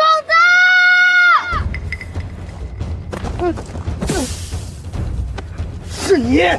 不管我的赵家的人，你们还敢来偷种子？是赵光宗让我来的，他说顾家有这种能抗蝗虫的好种子，让我偷几把回去。他找人自己种，抵他自己的罪。抵罪？他不仅想毁了我们庄稼，还想偷我们的种子！别动手！我还知道赵家后院的暗仓里囤了整整200担粮食。赵光宗说等蝗灾过了，各村都没粮吃的时候，再拿出来高价卖。这事赵府上下都知道。各位，我只是一个下人，放过我吧！囤积粮食，哄抬市价。赵家这是要断了所有人的活路！都站住！赵家势大，官府未定罪责之前，我们私闯府邸聚众闹事，最后反倒会被安上刁民作乱、劫掠富户的罪名。到时候，赵家不仅能洗白囤粮抬价的恶行，我们一众村民轻则罚没财物，重则牢狱加身。云和说的对，赵家囤粮的事儿咱不能自己动手，要把证据送到县衙，让官府出面查封。赵家那个杂役还在咱们手里，人证口供齐全，县令想偏袒也偏袒不了。事不宜迟，我们现在就带着杂役和口供一起上县衙。大人，今夏蝗灾肆虐，良田尽毁，各村百姓颗粒无收，老弱妇孺皆靠野菜树皮度日，不少人家已然断粮。赵家不体圣之事，反倒私囤200吨粮食，断百姓生路，人证物证俱全，恳请大人为民做主。小人所言句句属实，绝无虚言。赵家暗藏位置、囤粮数目，全是小人亲耳听闻、亲眼所见，甘愿画押担责。若有半句假话，愿受律法严惩。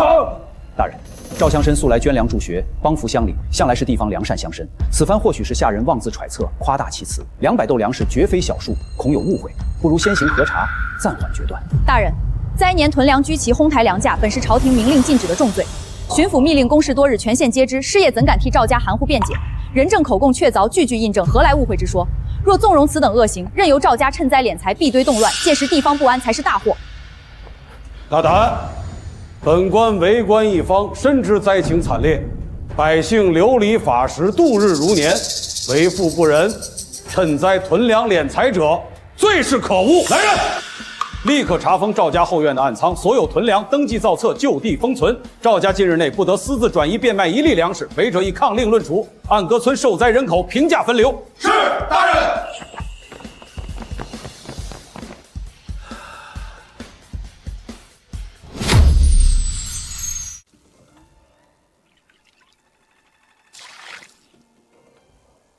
这水还不够人喝呢，拿什么浇地啊？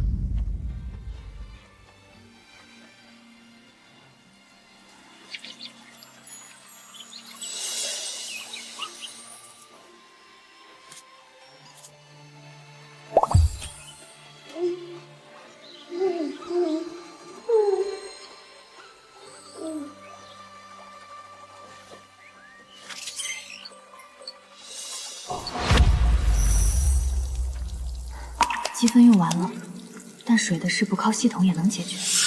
竹筒引水渠流量太小，是因为管道太细，落差不够。我们把竹筒换成粗毛竹，从岩壁出水口接出来，沿山坡主渠分流到集体坡田，利用山坡自然落差加大水压，每垄地再开分支细渠，每个分支管5垄地。别洒水了，都过来，小妹有法子。顾丫头，你又想到什么好主意啦？婶子，你们照我说的做吧。男人们劈开粗毛竹，女人们用麻绳把竹管接头缠紧，孩子们在山脚下剪碎石片取底。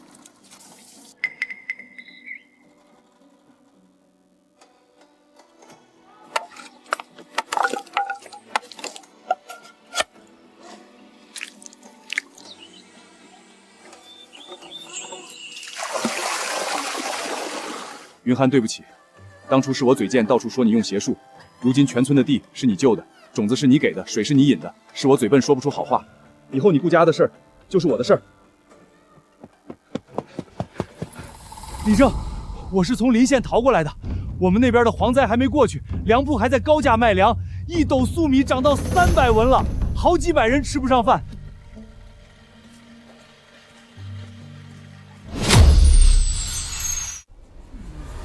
排队，1人1碗，不排的没得喝。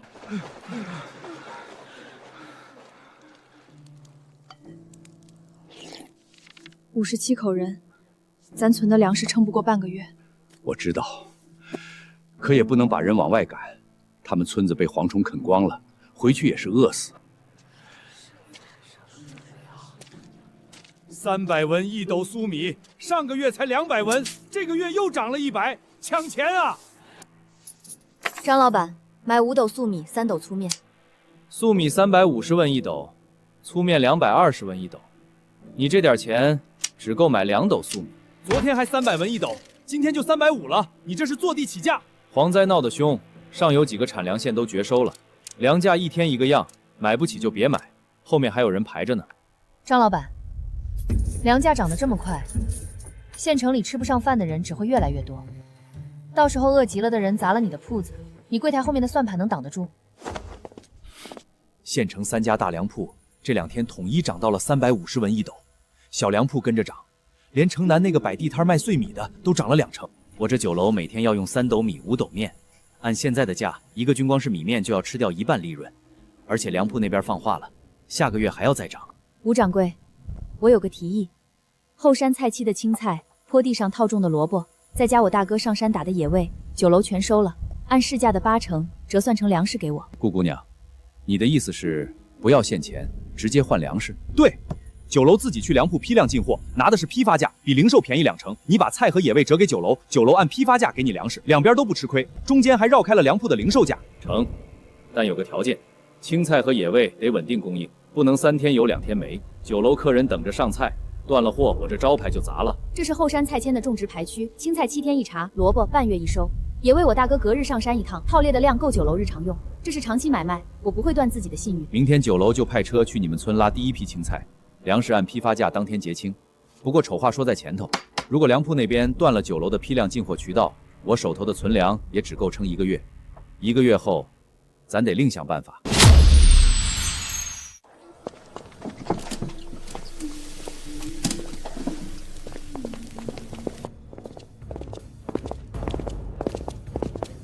吴掌柜，我们3家商量过了，从今天起，酒楼的粮食批发价涨到300文1斗，跟零售价一样，1文不能少。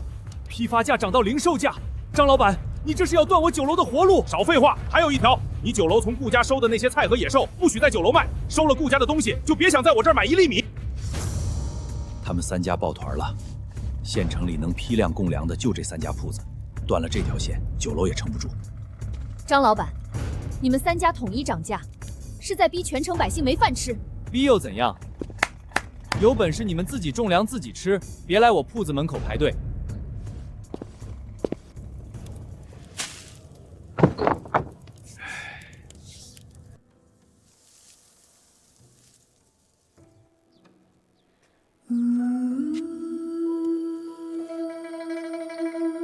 你爹娘呢？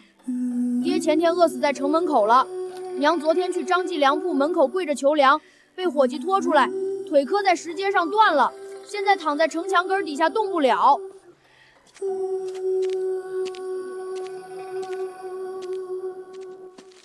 我跑了3个乡镇，问了一圈，城外刘考镇的农户手里还有余粮。今年他们靠着上游水库没断水，麦子收了70%，田头价150文1斗，不经过粮铺，直接从地头拉走。明天一早就去刘考镇。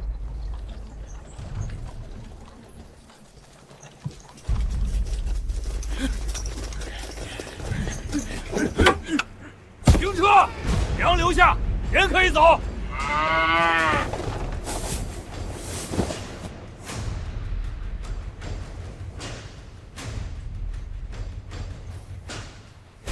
谁让你们来的？张老板说了，谁敢私下卖粮给你们顾家，就是跟他过不去。今天这粮拉不走，不让路，连人带货一起收拾。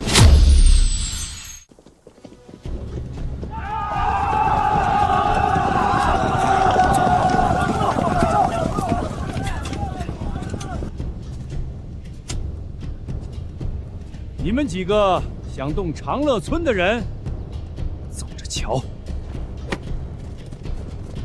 你们把粮拉到长乐村去，村里出20个人护送，今晚歇在村里，明天一早再走。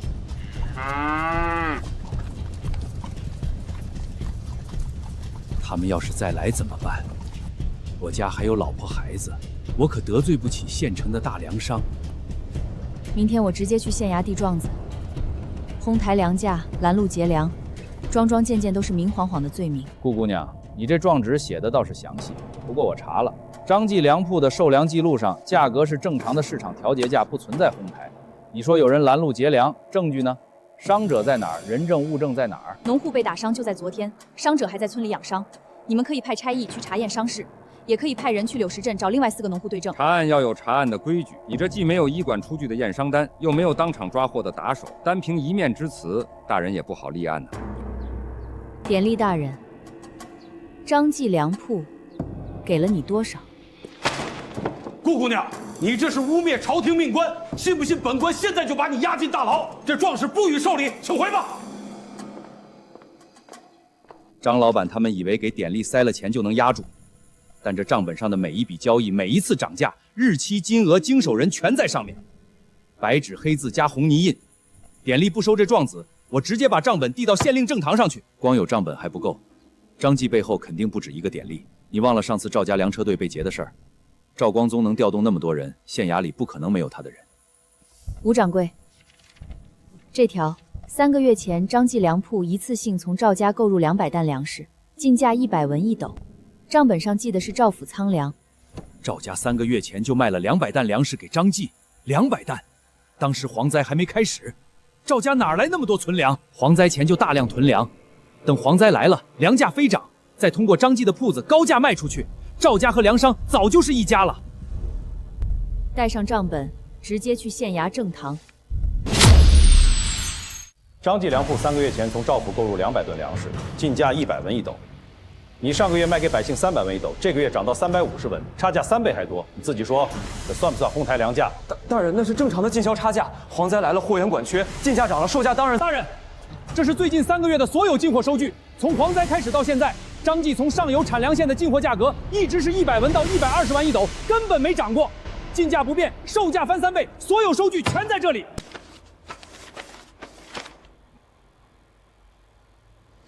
典役，这份状纸之前是不是递到过你手里？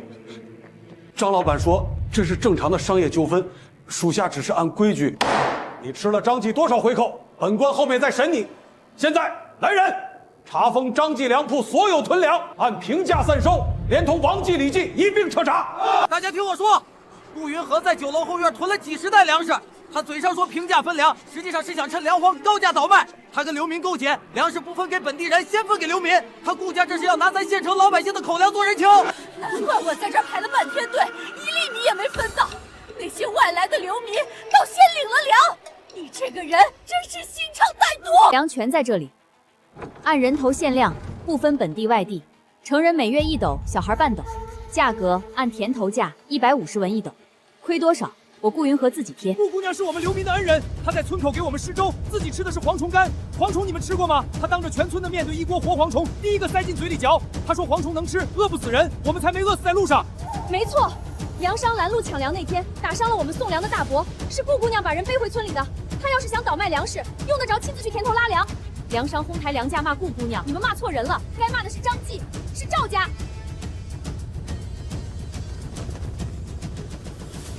赵老爷，铺子被查封了，典吏也被侍郎查了，再这么下去，你急什么？铺子查封了，他后山上那些铁根索还在，只要毁了他的抗旱作物，他拿什么兑现跟吴掌柜的长期供应？拿什么分粮养流民？你是说毁了他的坡田？找几个手脚利索的地痞，趁夜上山，把他后山南坡上的铁根索全拔了。天亮他看到坡地的时候，买家等不到菜，流民分不到粮，吴掌柜被他连累，到时候不用我们动手，他自己就撑不住了。顾兄弟，别怪我，实在是你这女儿不懂事。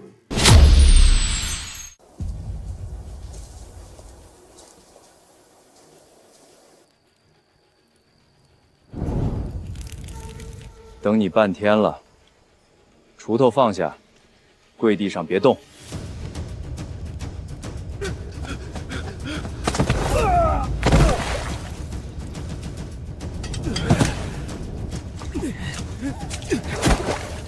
不关我的事，是张老板雇我们来的，他让我们把坡田全刨了，刨完给5两银子。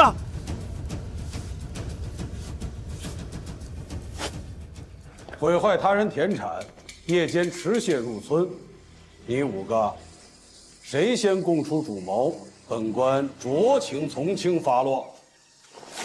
是他。张老板给了我们每人5两银子，说事成之后再给5两。昨晚亥时在他铺子后门交的钱，张记的伙计也在场。大人，小的上有老下有小，是被逼的。张老板说我们不去，他就找人砸了我家的摊子。我作证。张老板还说，拔干净了坡田，顾家丫头分不出粮，流民就会闹事儿，到时候没人顾得上查是谁干的。大人饶命！是赵老爷让我干的。他说顾云和断了我的财路，要我也断他的粮食。他还说后山药田毁了，流民没饭吃，顾云和在村里就待不下去了。赵光宗还跟你说了什么？一字不漏，全给本官说出来。他还说他在县衙里有人，就算被抓了也能摆平，让我放心去干。出了事他兜着。他现在人在哪儿？你去把他叫来，当面兜一个给我看看。传赵家老爷。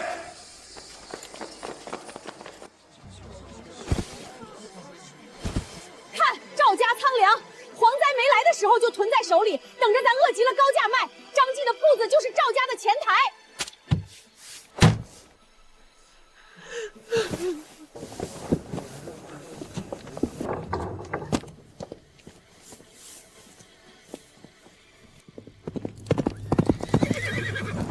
巡抚大人5日后抵达县城，沿途各县务必整理本地抗旱救灾方案，面呈巡抚查阅。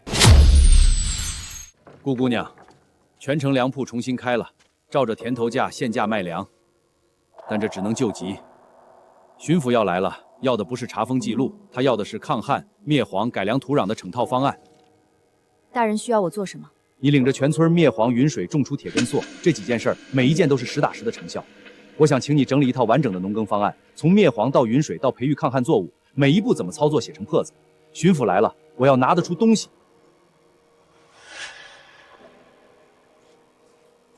这些是我之前记下的东西：灭蝗的烟熏配方、竹筒引水渠的搭建图纸、铁根松的培育方法和土壤改良的前期数据，全在这里。顾姑娘，这些东西要是能在全境推广，那大家岂不是都不用挨饿了？没错，只要大家齐心协力，就一定能度过荒年。巡抚5天后到，这次我要赶在姓顾的丫头前面，先见到巡抚。爹，你写的是什么？民女顾云和以旁门妖术蛊惑乡民，借鬼神之说行聚敛之实，引蝗虫入村不祥，私建竹渠，破坏山体水文，蛊惑流民，围堵粮铺，煽动百姓对抗官府。老爷，最后一条说他私自囤粮，勾结流民，意图谋乱，这一条最致命。巡抚最怕的就是灾年有人聚众闹事，只要这一条递上去，不管前面几条是真是假，巡抚一定会先查他。明天一早，你带3个人去城门口守着，巡抚的车驾一到，不等他进城，直接在城门外拦路地壮士。这次别再出差错了。爹，这次姓顾的丫头再能打，也打不过巡抚衙门的规矩。巡抚大人，草民赵光宗有重大冤情上呈，长乐村民以民女顾云和借灾荒之机，以妖术蛊惑乡民，勾结流民，囤粮聚众，图谋不轨。庄主在此，请大人明鉴。传民女顾云和，明日4时，县衙正堂对质。赵光宗告你4条罪：第1条以妖术蛊惑乡民；第2条私建竹渠破坏山体；第3条勾结流民围堵粮铺扰乱秩序；第4条私自囤粮意图谋乱。你认不认？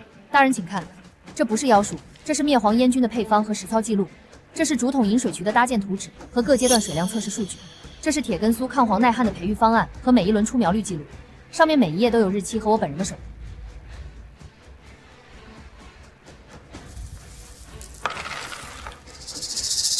外面的，你们谁认识这个姑娘？大人，草民是来福酒楼掌柜。3个月来，县城3家粮铺每一次涨价的日期和金额全在这账本上，进价不变，售价翻3倍。顾姑娘带着流民围的不是粮铺，他们是在排队等着平价分粮。这账本上每一笔都是赵家跟粮商勾结的证据。大人，我是长乐村李正，这是全村按工分粮的记录。顾家丫头领着全村灭黄、云水种铁根苏，每一笼地、每一担粮都有据可查。她要是想谋乱，犯不着自己吃蝗虫，犯不着把积分全用来换种子。大人。没有顾姑娘，我们这50多口人早饿死在路上了。她在村口给我们施粥，给我们分地，教我们种田。她要是囤粮谋利，我们这些贱命谁肯多看一眼？赵光宗，你告他勾结流民，他拿出的是分粮方案和出工花名册；你告他妖术必中，他拿出的是配方图纸和实测数据；你告他图谋不轨，外面的村民、掌柜、流民每一个人都自愿给他作证。本官现在判。赵家与粮商勾结，哄抬粮价，囤积居奇赵光宗雇人毁田伪造壮粮民，数罪并罚。查封赵家剩余全部私粮充公，罚没赵家在城中的3间铺面。粮商张记、王记、李记3家铺子全部充公，由县衙直接管营，按官定平价售粮。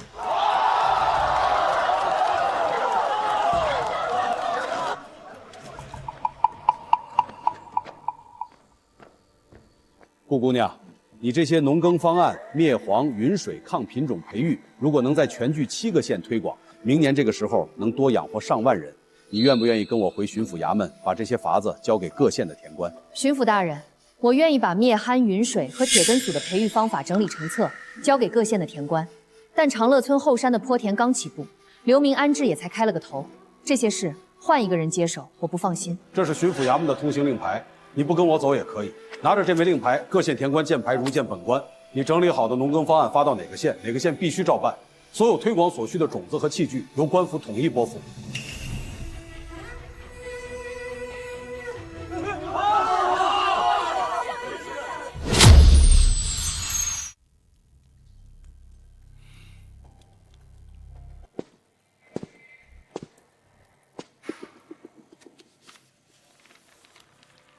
看看吧，赵老爷，这可是巡抚大人亲自下的判决，板上钉钉，半点转圜的余地都没有。往日你在镇上风光无限，呼风唤雨，如今不过一夜光景，良田铺面、囤积存粮，全都化为泡沫，真是可怜可叹啊！前日你还亲口应我会在县令面前替我周旋，保下赵家产业，如今一句转圜余地没有，就想草草了事。赵老爷此话说得好笑。往日我帮你周旋是看赵家值得结交，可如今赵家身陷囹圄，自身难保，我不过是识时务者。从今往后，你我往日情分往来积格，一笔勾销，再无半点干系。一笔勾销。师爷，你未免想得太轻巧了。当初囤积私粮，勾结官府，瞒报粮数，压榨乡民，桩桩件件，哪一桩少得了你在背后出谋划策，从中牟利？你收我的银子，拿我的好处，替我遮掩罪责，咱们2人早就是一条绳上的蚂蚱。如今你想干干净净抽身脱身，把我赵家推出来独自顶罪，真要把我逼急了，我便把你我暗中勾结的事捅到巡抚面前，我赵家倾家荡产，身陷牢狱，你也别想独善其身，安稳脱身。咱们不妨鱼死网破，谁都别好过。爹，巡抚要带他去全推广，等他的名字传到州府，传到京城，儿子这辈子就别想在长乐县翻身了。你想干什么？他不跟巡抚走，正好，在长乐村的地盘上，能写农耕方案的手不一定还能握住锄头。半个月之内，巡抚的通行令牌就是一块废铁。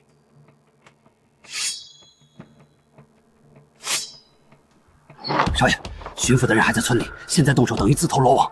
先用别的法子，让他在巡抚面前先失信，再动手不迟。你有法子？少爷，小人找了乡下最会搬弄口舌、糊弄百姓的道婆，说顾云和带头房虫种田是冲撞天意、触怒神明的祸根，才让蝗灾愈演愈烈。我们再放火烧田，百姓就会坚信不疑。只要各村百姓人心浮动，群情激愤，闹起来，官府便会顺从民意。那就先按你说的办。姓顾的，你不是有通行令牌吗？等村民都不信你了，我看那块铜盘顶什么用？长乐村那个姓顾的丫头，她手里的种子、农具都是妖物，蝗灾、旱灾全是她招来的。她用一个妖术盒子凭空变出东西，那不是神仙，是邪祟。看，这就是用了她妖种种出来的苗，枯的、死的。妖物吸干了地力，吸干了水脉。俺家那半分地里种的铁根素5天就冒芽了，比往年自家留的种快了1倍。要说是妖物，俺倒希望这种妖物多来几种。不管它是不是妖物，只要能让我一家5口不饿肚子就是好物。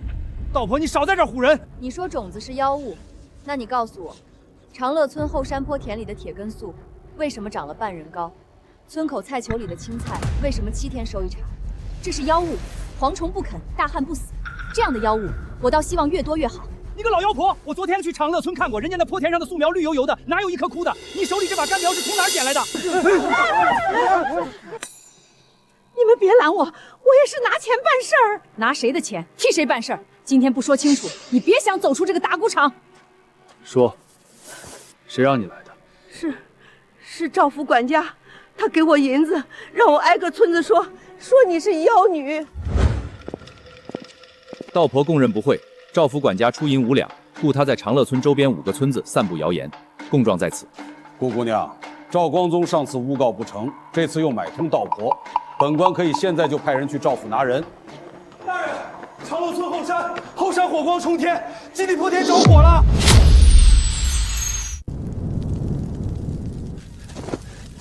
分2组，壮人力拿湿布打火头。妇人和孩子去竹渠下游接水。顾大哥，这麻布浸透了水，比单山好使，俺跟你一起冲。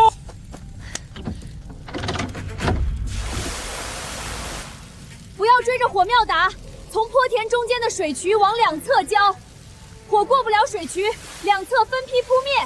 云河，下面又来20多号邻村的，听说后山起火，扛着桶就来了，俺让他们在下面接力传水。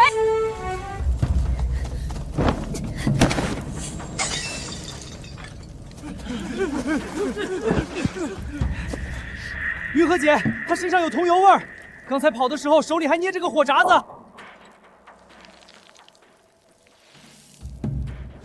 少爷让我们来的，他说烧了坡田，姓顾的没粮分给流民，巡抚就会觉得他无能。桐油是赵府管家给的。把这2个人和碎掉的油罐，连同火折子一起送到巡抚行院。走！你们不是喜欢点火吗？那就去巡抚面前点。顾姑娘，昨夜后山的事，我刚刚才得知，那2个下人是背着我偷偷干的，我已经让人绑了送到县衙去了。这5袋粮食和2匹绸缎，全当给姑娘押金。姑娘大人大量，这事就此接过，如何？赵光宗，桐油罐子上刻着赵府的印记，粮袋上印着赵府仓粮。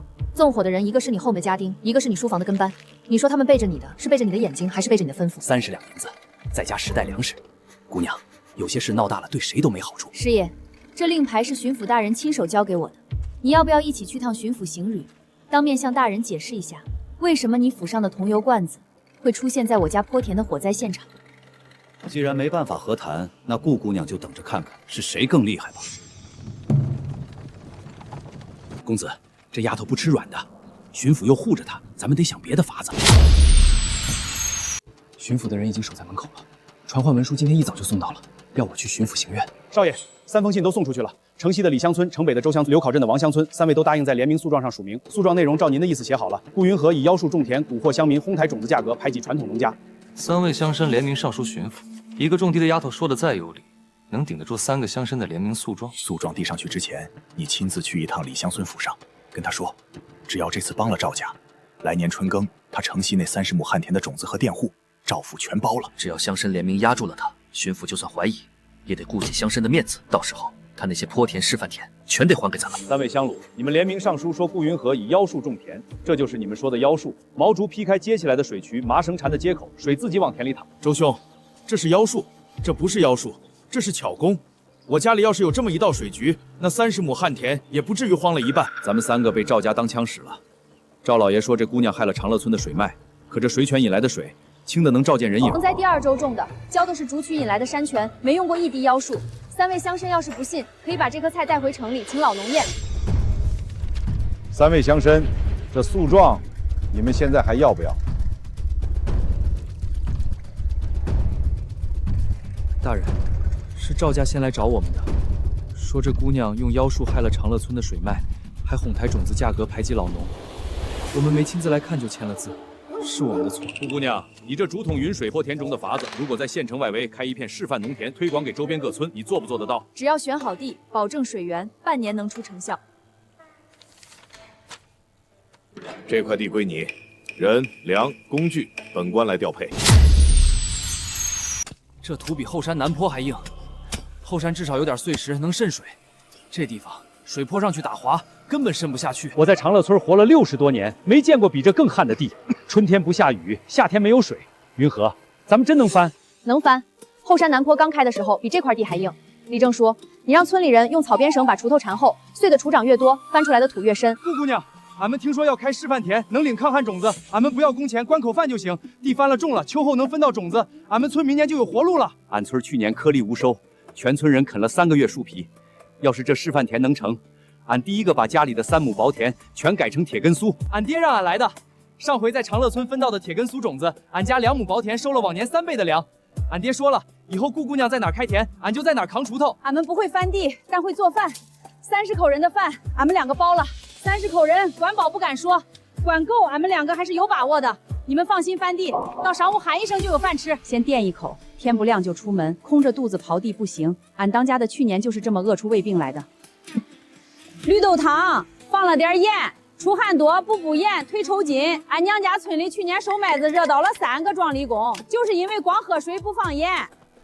小妹，示范田刚长到3寸高的苗，叶片全黄了。 从叶尖往叶根发黄，一垄接一垄，这次是从根上烂。不是枯水病，是毒，水源被人下了毒。这是醉鱼草，晒干了磨碎能药鱼，活水放毒1里之内寸草不生，是故意投的。又是赵家，上次烧田，这次投毒，我这次饶不了他们。大哥，带2个人沿着西边搜，投毒的人肯定还没走远，抓到人比动手有用。别过来！ 是少爷让我干的，他说示范田办不成了，巡抚才会赶他走。赵光宗，放火烧后山坡田，雇人拦路劫粮，贿赂道婆散布谣言，收买乡绅联名诬告，投毒毁示范田水源，桩桩件件都有口供、物证、人证。你还有什么要说的？大人饶命，上山投毒是少爷让我干的，他还说了句下手干净点，别留把柄，有事儿县衙师爷担着。 这刁奴胡说！够了！赵家主仆县衙师爷勾结劫掠民粮，放火烧田，投毒毁耕，数罪并罚。赵光宗县衙田产杖刑30，收拉盛家存粮、工具、种子，全部交由顾云和统一分配，用于赈济灾民和推广示范农耕。府台大人，320亩田我不会贪多，6成拨给周边6个村子按户均分，4成留作县里公田种示范粟，存粮先发流民，农具等引水渠修通后再按村分配。按你的方案来，农具和粮食怎么分配？你写一份详单递给县令。本官只有一个要求，不准饿死1个流民。磨洋工的也来领种子。云和，二婶也想领2斤铁根苏种子，明年开抽想在后山自家那2份地上试试。你放心，这次我一定好好种，不偷懒。 2斤铁根苏种子，垄距2尺，深坡1寸半，出苗后3天浇1次水。册子上有栽种药理，不会的来问我。云禾，是二婶对不起你们，这2斤种子我一定好好种，种不好我不来见你。小妹，竹草毁渠的流量就这么大，以前供后山那10几垄地够用，现在示范田面积大了3倍，竹管子撑死了也只能供1半，剩下那1半挑到天黑也浇不完。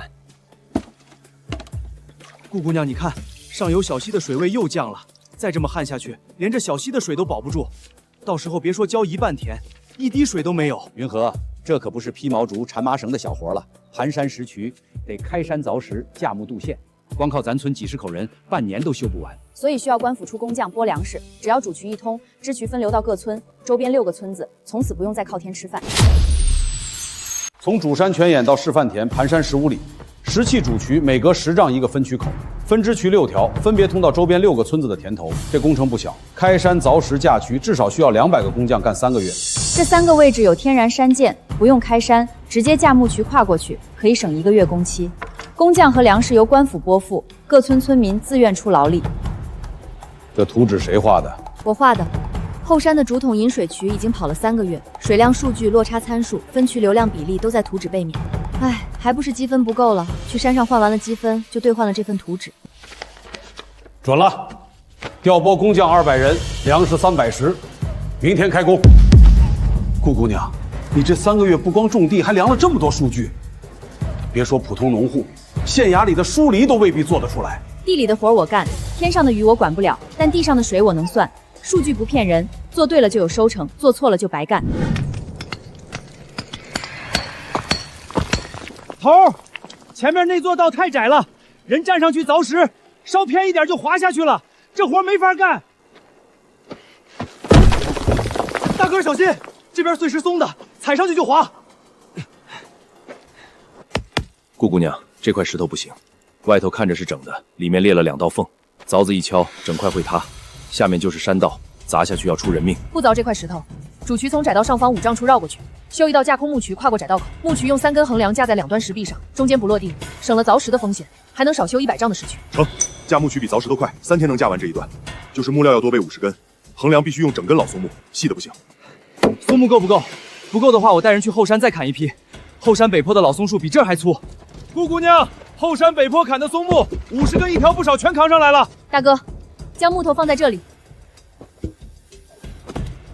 架上了，这一段过去，主渠就修了1/3了。顾姑娘，出事了！刚才窄道施工的时候，一个工匠被碎石砸伤了胳膊，抬下去的时候被几个从邻县逃过来的流民看见了。流民里有人在传说官府强征百姓修渠，修的是给巡抚捞政绩的面子大功。放他娘的屁！修渠修的是谁家的田？是咱们自己的田。石渠1天通，老子家的5亩旱田就1天有水浇。谁知道是哪个王八蛋在下面乱说？谣言止于眼见。从今天起，工地对所有人开放，山下那些流民也好，邻村来看热闹的也好，谁想看就让他们上来看，让他们亲眼看看修渠的到底是谁，修的是谁家的渠。上面那层风化石松得厉害，凿子一敲，碎石跟下雨似的往下掉。开山才开了3天，伤了4个，地磁工调的就有6个。我去看看系统里有什么适合这个年代的防护工具。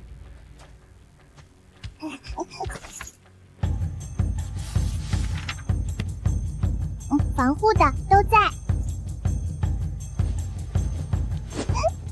就是这个了。藤编的，里头是双层棉布，拳头大的碎石从上头落下来，棉布能卸掉大半力道。上工就戴，不许摘。这东西硬实，比光着脑袋挨砸强。早2天有这套面，赵铁肚的胳膊就不用缠布条了。卡住了，踩滑了也掉不下去。顾姑娘，这东西管用。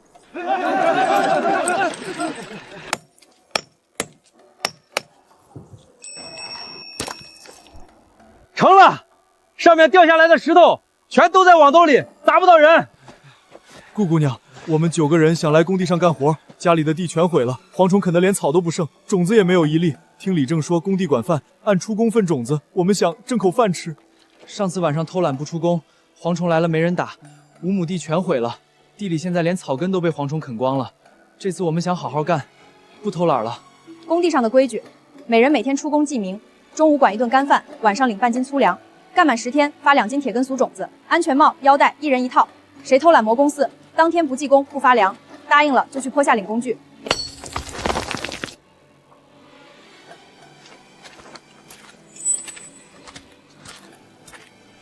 这道山谷竹筒架不过去，石头桥没有桥墩也架不了，修了5里石渠，到头来被一道山谷断了路。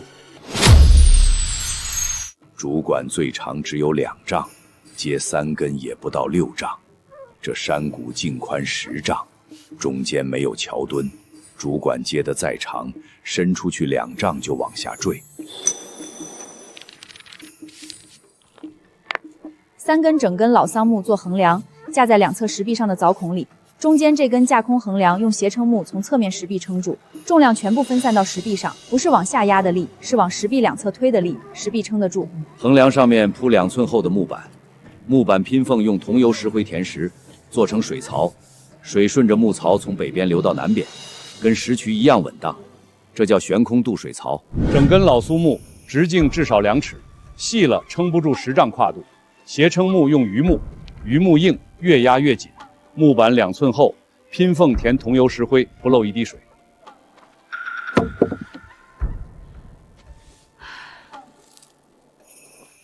云和，二婶以前干的那些事儿，一件一件全是混账事儿。你种菜，我说你是妖术；你灭蝗，我说你得罪老天；你发种子，我偷你去年的存粮；你修水渠，我背后嚼舌头，说你一个姑娘家瞎折腾。我今天当着大伙儿的面儿，给你认这个错。云和，二叔也不是东西。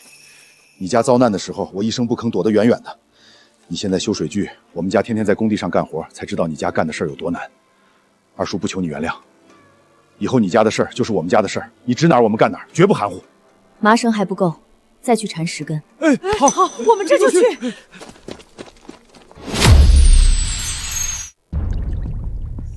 3天前同一根竹竿，湿痕是4寸，今天只剩2寸。泉眼水位3天降了2寸。泉眼在缩，按这个速度，半个月后再缩3寸，水渠就算修通了，水量也只够浇1半的田。我活了60多年，这口泉眼从没干过，今年是头一回见底。这要是断了，全村的水渠就成干渠了。5里石渠10丈渡水汤，全白费。修了那么大工程，又是石渠又是渡水槽，天天叮叮当当，吵得山都震。到头来泉眼要干了，这不跟没修一样？我早上来挑水，一瓢都舀不满，家里的水缸快见底了。再这么旱下去，别说浇田了，喝的水都不够。山西早就干了，井水也越来越少，现在就靠这口泉眼活着。泉眼一断，咱们全村都得搬走。当康，能找地下浅层水吗？浅水层3到5丈。给。地下有浅层水，泉眼周边这几块颜色深的潮地，下面3到5丈就是含水沙层。挖浅井，一个井1天能出半亩田的灌溉水。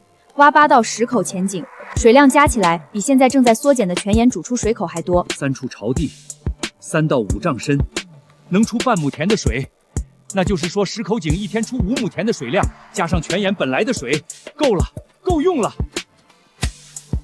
底下的土是潮的，比上面湿的多，别愣着了，能动的都动起来，分3队，老陈带1队挖第1口井，顾良带2队挖第2口，我来指挥第3队挖第3口井。壮人力拿铁锹挖井，女的用筐子把挖出来的土往外运，祖祖辈辈靠天吃面。今天咱们自己从地里挖水，挖出水来，庄稼就有救了。是你，地下是水，出水了，井出水了，是活水。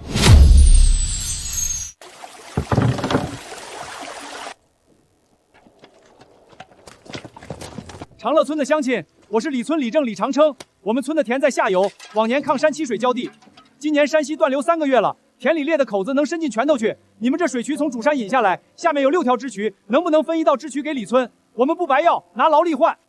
我们伤了4个人，干了半个月才修通的渠。你李村的人修渠的时候在哪儿？挖井的时候在哪儿？1个人没出，一滴汗没流。现在水来了就想分1道支渠，凭什么？我们自己的田都不够浇。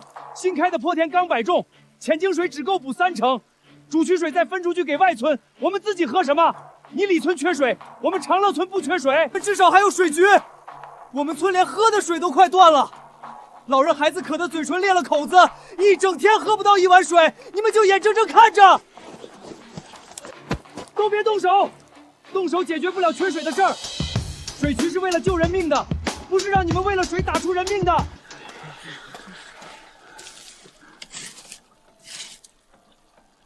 李村现有旱地多少亩？报数。李村现有旱田32亩，其中20亩还有稀稀拉拉的苗，另外12亩地已经裂了口子，种下去的苗全旱死拔了。32亩，1亩不少，1亩不多。无论哪个村，水按开垦田亩数算，1亩田每天配水2桶。长乐村现有坡田和示范田共45亩，李村32亩，按亩均分，不多不少，不偏不倚。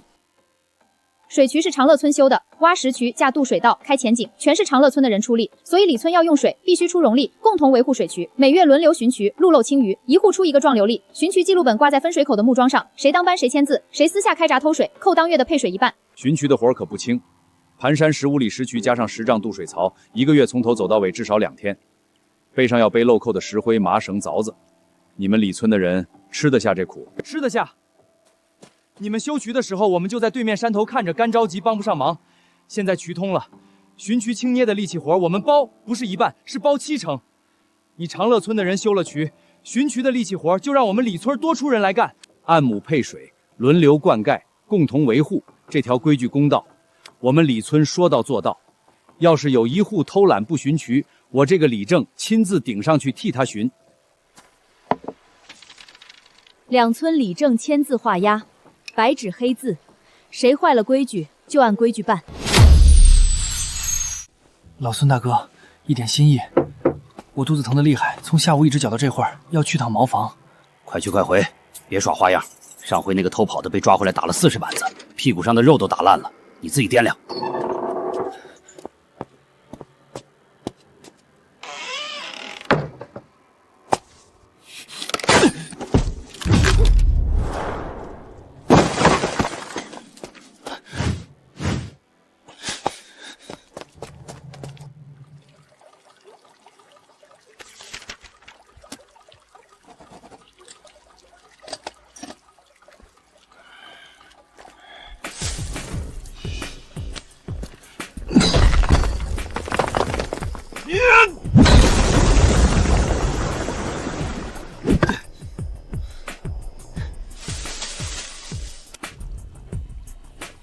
不对，渠水流动的声音怎么变成了哗啦哗啦的喷溅声？水渠塌了，有人砸了水渠！快来人！有人砸了水渠！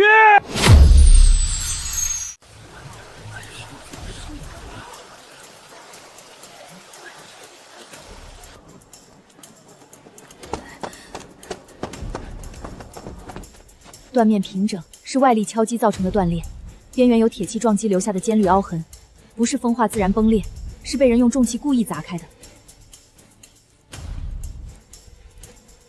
尖底部鞋印，铁锤砸石壁，破口边缘是金属撞击的断面，不是自然崩裂，是人为破坏。鞋印和赵家上次来闹事的打手穿的鞋一个纹路，是赵家剩下的人干的。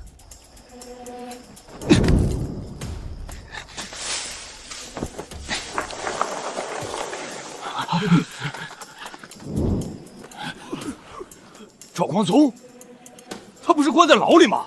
怎么跑出来的？他越狱了。上次砸菜地，这次砸水渠，全村人花了半个月修的渠，你几锤子就砸了。这次再让你跑，我顾良的名字倒着写。赵光宗，你买通牢头越狱在先，深夜砸毁云水主渠在后。这条云水渠是巡抚衙门正式批准的全距抗旱工程，毁渠等于断了李村、赵家沟、张庄一共6个村子的水源。你一条命要抵6村上千口人的命，你觉得抵得起吗？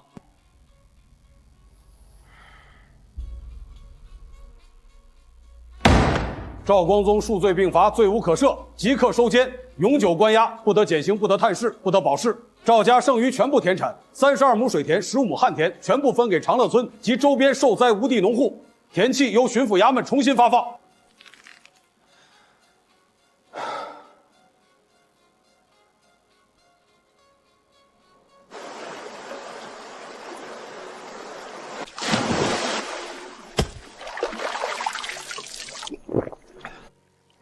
5年了，我们村5年没有稳定灌溉水了。我爹种了一辈子地，到死那一年，地里连浇1茬苗的水都没有。他要是活到今天就好了。风凉了，北边灌下来的这股风带了霜气，离霜降不到10天。云禾，铁根属耐旱抗黄，但怕方壮，穗头还没饱满，霜一打，杆子先冻死，穗头直接发黑烂在地里。坡田和示范田加起来几10亩，1茬霜就是一场灾难。往年霜降后颗粒无收，今年不能重蹈覆辙。当空，当空，能找搭棚防冻的法子吗？就草帘棚架防冻的，找有了，给。秸秆盆土保温，竹竿打骨架，秸秆编帘子盖上去，棚架底下能提升地温3到5度，霜打不透，寒风吹不进去。往年霜降后颗粒无收，是因为霜冻直接打在作物的叶子和穗头上，现在用草帘子给它们盖一层被子，霜打在被子上，打不到庄稼。全村分3队，第1队去后山北坡割秸秆和干草，要干透的；第2队去竹林砍老竹，选3年以上的老竹；第3队留在坡田上搭棚架，按照顾丫头这个册子上的图来搭。顾姑娘，我们村听说你们要给庄稼搭棚防冻，20个人全来了。水渠是你们修的，我们沾了光。防冻的活不能让你们自己干，我们村后山也有秸秆，砍了全扛过来了。今天不搭完，我们不回去。好，多谢，放那边吧。够意思。你叫什么？李顺。以后你长乐村有什么事儿，不用问，直接喊我。我们村的劳力随时到位。317口，南边3个县今年全绝收了，蝗灾加旱灾加冰霜，路上死了不少人。他们说一路走过来，道边全是饿死的人，有的整个村子全空了。听说咱们村有水渠，有防冻棚，还有存粮，全往这儿涌。后面还有更多的人在路上。上次把赵家查封的田产分配后，村里的集体仓储库房里存粮本够现有村民和上批流民吃2个月，现在又多了300多口人，2个月缩成了不到1个月。存粮不够，但人不能往外赶，外面是荒年，赶出去等于往死路上推。那就想办法。你的规矩是按路分配，能干活的分地，不能干活的施粥。300多口人，总有能干活的，先登记再分配。能扛锄头的都下地去。能下地干活的人到我这边来登记。后山南坡东侧还有闲置坡地，1户领1块，种子由村里统一发放。开垦期村里管1顿午饭和1顿粥。不能下地的老人和孩子，粥铺每天中午施粥1顿，绝不让人饿死。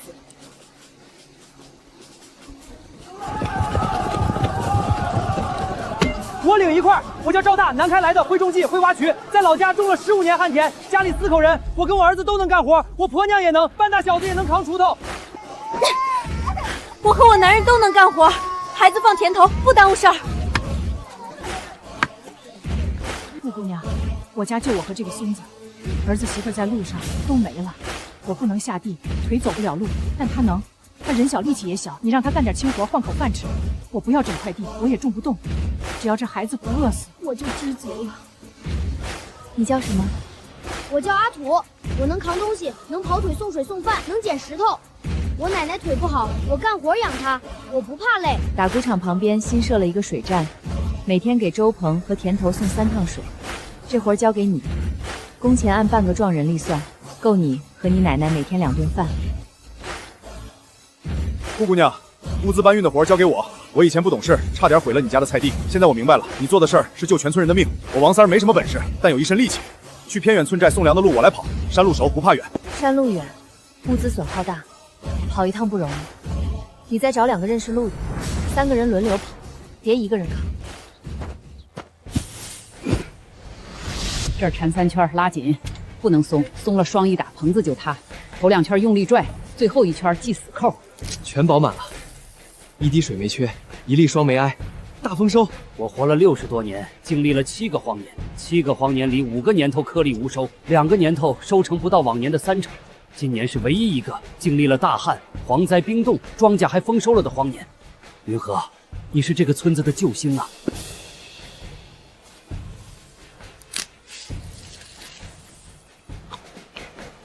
记下来，铁根素。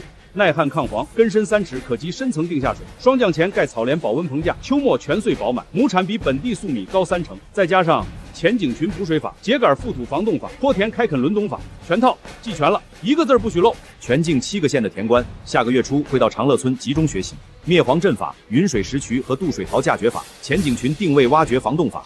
铁根苏全套种植法5项抗旱农耕技术由你一人统一教授。这份公文是巡抚衙门的正式任命。好，我长乐村800年来没出过这么大的人物，全剧7个县的田官都来学你顾家的法子，咱们村这一次光宗耀祖了。巡抚大人，抗旱农法确实有成效，不过铁根素亩产比本地粟米高3成，这数据是长乐村自己报上来的。下官以为应当现场收割1亩，当场听种，以实物核实数据，方可写进申报朝廷的公文。1亩太少，收3亩，1亩铁根粟，1亩本地粟米做对照，1亩坡田青菜称重，3亩地现割现征，在场所有人都是见证。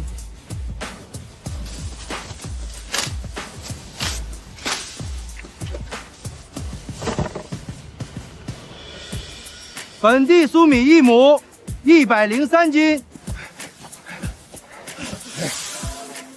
铁根素1亩312斤，3倍，真的是3倍。往年旱地1亩粟米打不到100斤，今年旱地打312，这是我这辈子见过最重的粟穗。312斤，860斤。1亩青菜860斤，本官在任20年，没在旱地里见过这个斤数。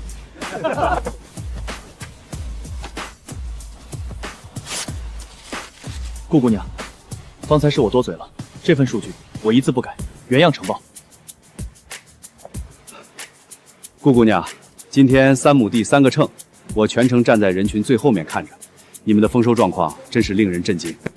老爷有何贵干，还是直说吧。陈家有6处庄子，分布在3个县，加起来是300亩旱田，想求顾姑娘把铁根素种植法、秸秆覆土防冻法、前景群定位法3套图纸借我抄一份。图纸可以给你，但有2个规矩：第一，种植图纸所到之地，种子统一按平价售卖；第二，每个庄子抗旱造物种出来后，要留3成，9成受灾最重的5户。成，2个规矩我全答应。我陈某人今天就在这棵槐树下立字为据。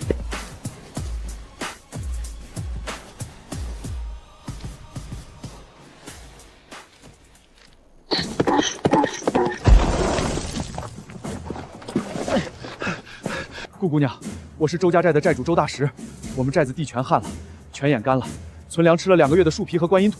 今天听人说长乐村大丰收，我带了寨子里还能走的12个人，跑了4个时辰山路，求你看在都是种地人的份上，救救我们寨子。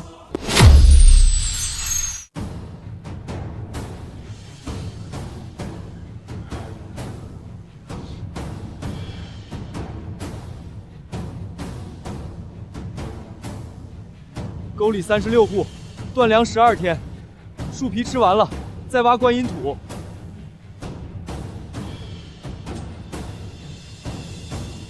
12天断粮，还在挖观音土，观音土吃多了肚子胀，拉不出来能胀死人。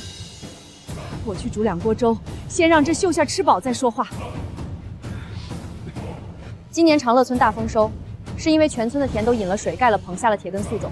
但我们的存粮也不是取不完的，317口流民的口粮，全村自家过冬的储备，明年开春的种子，每样都得留够，能拿出去救济的，是算过账之后多出来的那一步。顾姑娘，里村不要多，只要够种子。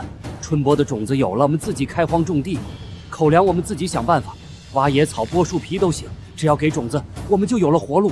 周家寨比里村惨，别说种子，连能下地的人都没力气了。我们需要口粮，够全寨120口人撑10天的口粮，撑过这10天。寨里几口前井按顾姑娘的法子重新挖深，就能出水了。王庄不跟周家寨抢口粮，你们人多吃得多，我们王庄28户，孩子多，大人饿着能扛，孩子饿一晚就哭到天亮。顾姑娘能匀一点菜干、菜苗给我们吗？菜长得快，种下去20天能收，孩子们就能熬过去了。周家寨120口人，缺粮最久，200斤粗粮加50斤菜干，撑到前井出水。里村种子优先，铁根素种子60斤，王庄和赵家沟各给100斤粗粮、30斤菜干，每村搭2筐青菜苗，回去种在前井旁边，20天能收1茬菜。你们都听仔细了，这些粮、这些菜干、这些种子，长乐村分给你们，不是因为我们粮多到吃不完，是因为顾姑娘说救灾不能只看自己村。你们拿了粮回去，把地种好，明年你们村丰收了，哪个村再来长乐村求助，你们也得伸手帮一把，这叫有借有还。谢谢你们，我替沟里那些饿肚子的人给你们磕头了。长乐村不兴磕头，有力气磕头就力气背粮回去。去物资堆那边吃饱了再走。我娘烧好了粥， 2碗粥下肚再扛粮，别半路上饿晕在沟里。这种窄道不能走板车。从长乐村到鸦雀岭20里山路有37个这样的拐弯，我算过了，一车粮走完这20里，至少撒掉20%的粮。板车不走了，把山路分成4段，每段5里设一个转运站点。板车负责村口到第1站这5里，路宽能走车。后面3段把粮食拆小包，一人扛20斤，蚂蚁搬家。各村前来领粮的人在第1站等着接货，各回各村。 4段转运站好办，但转运站之间得有人守着接应，万一哪一段有人滑倒或者粮带破了，没有人接应，前面的人不知道后面出了事，我留下守第3站，那段悬崖路最危险。听好了，20里山路分4段，每段5里。第1站到第2站是碎石口上坡，脚踩稳了再换脚。第2站到第3站全是悬崖边上过，贴着左边石壁走，不许往下看。第3站到第4站下坡多，小心滑。6个人2两1嘴，一段一段接。天黑前必须把12袋粮食全部送到鸦雀岭。长乐村管事的站出来！ 县衙粮科递了公文，说你们村这几天往外送了几千斤粮，5、6个村子10几辆板车，连流民都帮着扛。赈灾粮发放得先立册、先报备、先盖印。你们发粮经过县衙了没有？你是哪位？县衙粮科孙主簿，专管全县粮食调配入库出册。你自己报个数，发给周家寨多少斤，王庄多少斤，赵家沟多少斤。我这账本一个字都没有，没有县衙的印就是私分，私分赈灾粮，按规矩要追回。什么私分？ 那是我们自己地里长的粮食，辛辛苦苦挖了3个月的渠，种了1季的铁根酥，打出粮来分给断粮的村子救命。县衙1粒米没出过，1滴没浇过，1锄都没挖过，凭什么要县衙盖印？说得好，粮是你们种的，但规矩不是你们定的。全县赈灾粮的调配，从入库到出库到分到每个灾民手里，每一步都得有公文、有账册、有签字。你们长乐村自己分完了，其他村子呢？县令大人要是问起来，我拿一本空账本交差。 孙氏不要账册，有，你要查，我让人把账搬过来，你就在这石碾上一页一页翻。不过翻之前我先说清楚，这粮不是县衙拨的，是长乐村的地里长的。长乐村分自己地里长的粮，不叫私分。好，长乐村有种。不过我今天来不是跟你们吵架的。赈灾银2天后到县衙，银子和粮不一样，粮你们自己地里能长，银子不能。到时候谁分多少，按什么章程分，不是你们长乐村自己能定的。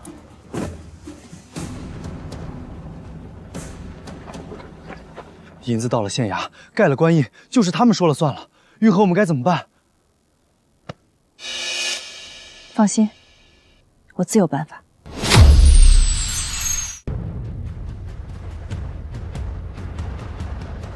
朝廷拨下赈灾银500两，指明由本县统筹分配救灾物资。本官的意思，全交给你处理。长乐村的灌溉系统、铁根酥种子分发、周边村庄口粮，你最清楚哪个村缺什么、缺多少，你说了算。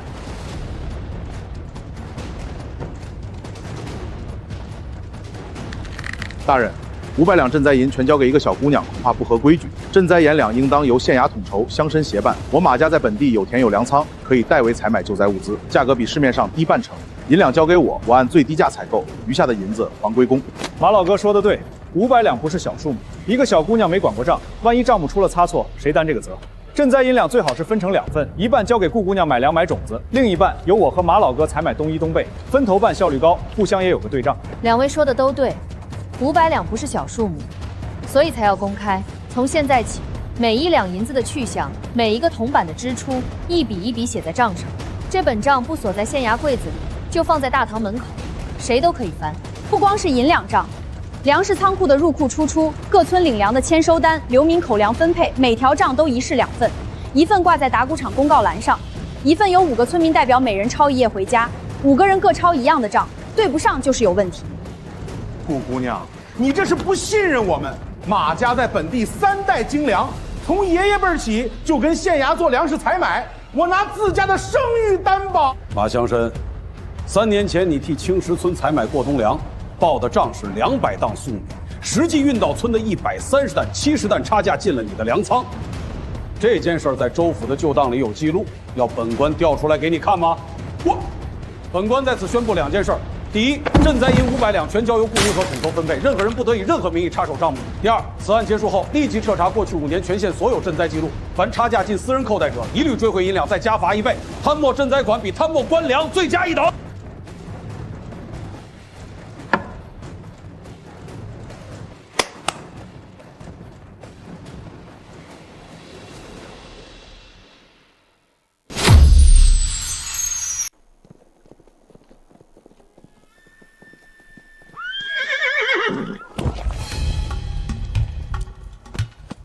顾姑娘是吧？久仰，在下孙万才，做粮食生意的。听说你的铁根粟今年一亩打了312斤。孙掌柜连夜跑4个时辰过来，恐怕不是为了听我说一句你好吧？爽快人！我敞开天窗说亮话，你的铁根粟全部种子有多少我要多少，价钱嘛，市价翻1倍，1斤种子给你市价2斤的钱，但要签一个契约，铁根粟种子只卖给孙家粮行，你不能再卖给别家。孙掌柜，你的意思我听明白了，你要全部种子垄断铁根粟的供应，1斤种子翻1倍价卖给孙家粮行，转手你卖给周边受灾村落，可以卖5倍、6倍甚至10倍的价钱，对不对？卖多高的价是我的本事，我承担风险，万一运粮路上损耗了、发霉了，亏的是我，你只管收钱就行，每斤多赚1倍。旱地里种出300斤1亩的粟米，全地区就你这一份，你应该拿这份独家的钱。独家？铁根粟不是顾家的，是长乐村全村人一条渠一条渠挖出来的。你要独家，得问全村300多口人答不答应。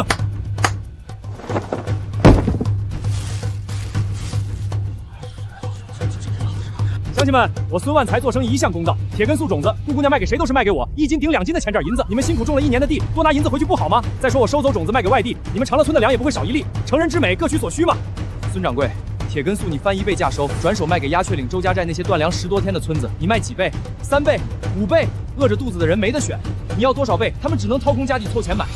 这不是成人之美，这是趁人之危。我们村的种子，我们自己定规矩。云和早就定了，铁根粟种子统一按明价卖，谁来买都只卖够种的量。你是粮商也好，官差也好，哪怕就是巡抚大人亲自来，也是这个价，也是这个量。你可以掏钱买，但不能把全村的种子买断。孙掌柜，老汉我种了40年地，没见过旱地里长出300斤的粟米，这是顾姑娘带着全村的劳力一锄头一锄头刨出来的。你拿几个银当就想买断，老汉我第一个不答应。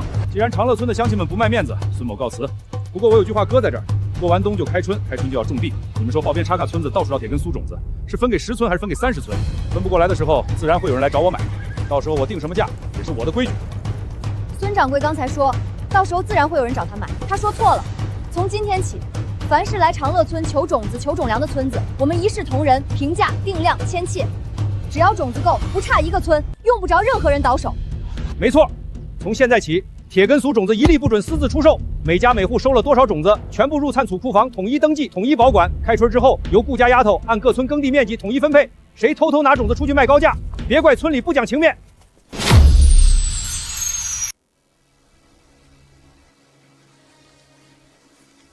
顾云和听宣，朝廷行文下发州府，命本州征召长乐村顾云和即刻前往州府，全区推广抗旱农耕表技术。传授铁根群种植法、截山地、加空木土修筑法，共计4项全套农技。州府会拨出公田100亩作为示范田，由顾云和全权负责规划。全境推广是好事，但我每月必须回来一趟。毕竟长乐村的云水渠需要定期检修，冬麦田需要补种，仓储库房的过冬储备也需要清点。当然没问题。你在州府待半个月，回来半个月。本官安排1匹快马和1顶官轿，往返6天路程，州府分担1半路费。另外，你的铁根粟种植法，朝廷准备编入明年的农政全书，传示各州县。顾云和用种子开荒，带大家挖水渠、打浅井、种铁根粟、盖防冻棚。317口流民是他收留的，4里8乡10几个村子是他救的。现在朝廷征召他，是给我们长乐村长脸，我们大家要支持他。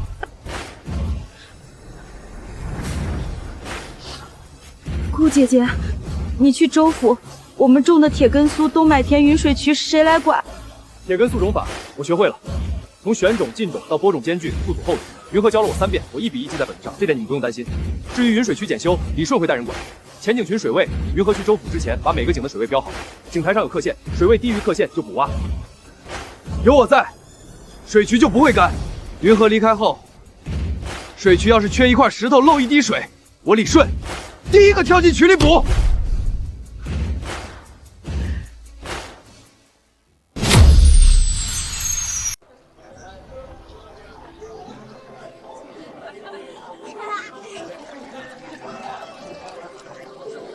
云和丫头，这是我家今年收的头批粟米，一点心意，多亏你，咱们才能熬过荒年。以前我霸占后山荒地，处处为难你们，如今跟着修渠运粮，总算能做点实事，弥补过错。以前我心眼小，总算计顾家，如今全家安稳吃饱饭，全靠云和不计前嫌。这糕是我亲手蒸的，你就收下吧。从攀岩对落穿越成痴傻孤女，旱灾蝗灾，权贵欺压，亲戚算计一桩桩扛过来，如今总算全都翻篇。二姐，以后我们再也不用啃草根了，对不对？往后顿顿有粮食，一年四季都有青菜。云禾，娘从前日日发愁，怕一家人熬不过荒年。如今全家平平安安，旁人也敬重咱们顾家。从前谁都能踩咱们顾家一脚，现在两村百姓都记着小妹的恩情，再也没人敢欺负我们。我跑遍周边村镇，家家户户都在用你教的云水种粟法子，全剧没人在挨饿。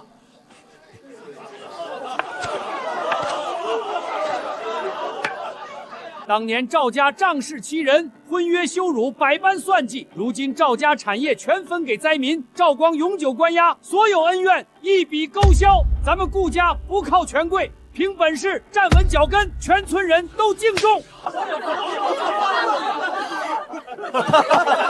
从前人人笑话顾家吃丫头，如今10里8乡都来求云禾给种子图纸。州府大人令我2人前来送信，西北全境爆发特大旱灾，田地干裂，寸草不生。各州官员恳请你前往西北，全套云水、抗蝗、耐旱种植法子全予传授。二姐，你还要走很远的路吗？能不能留在村里不走？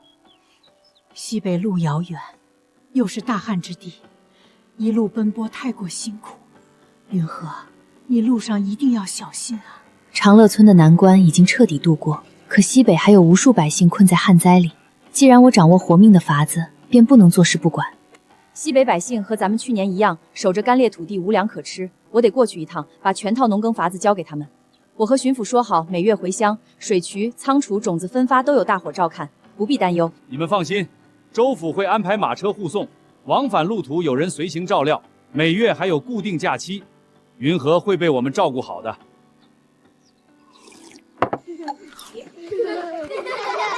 荒年的泥泞屈辱尽数消散，家人安稳，万民有粮。这一路所有艰难，终究都有了圆满归宿。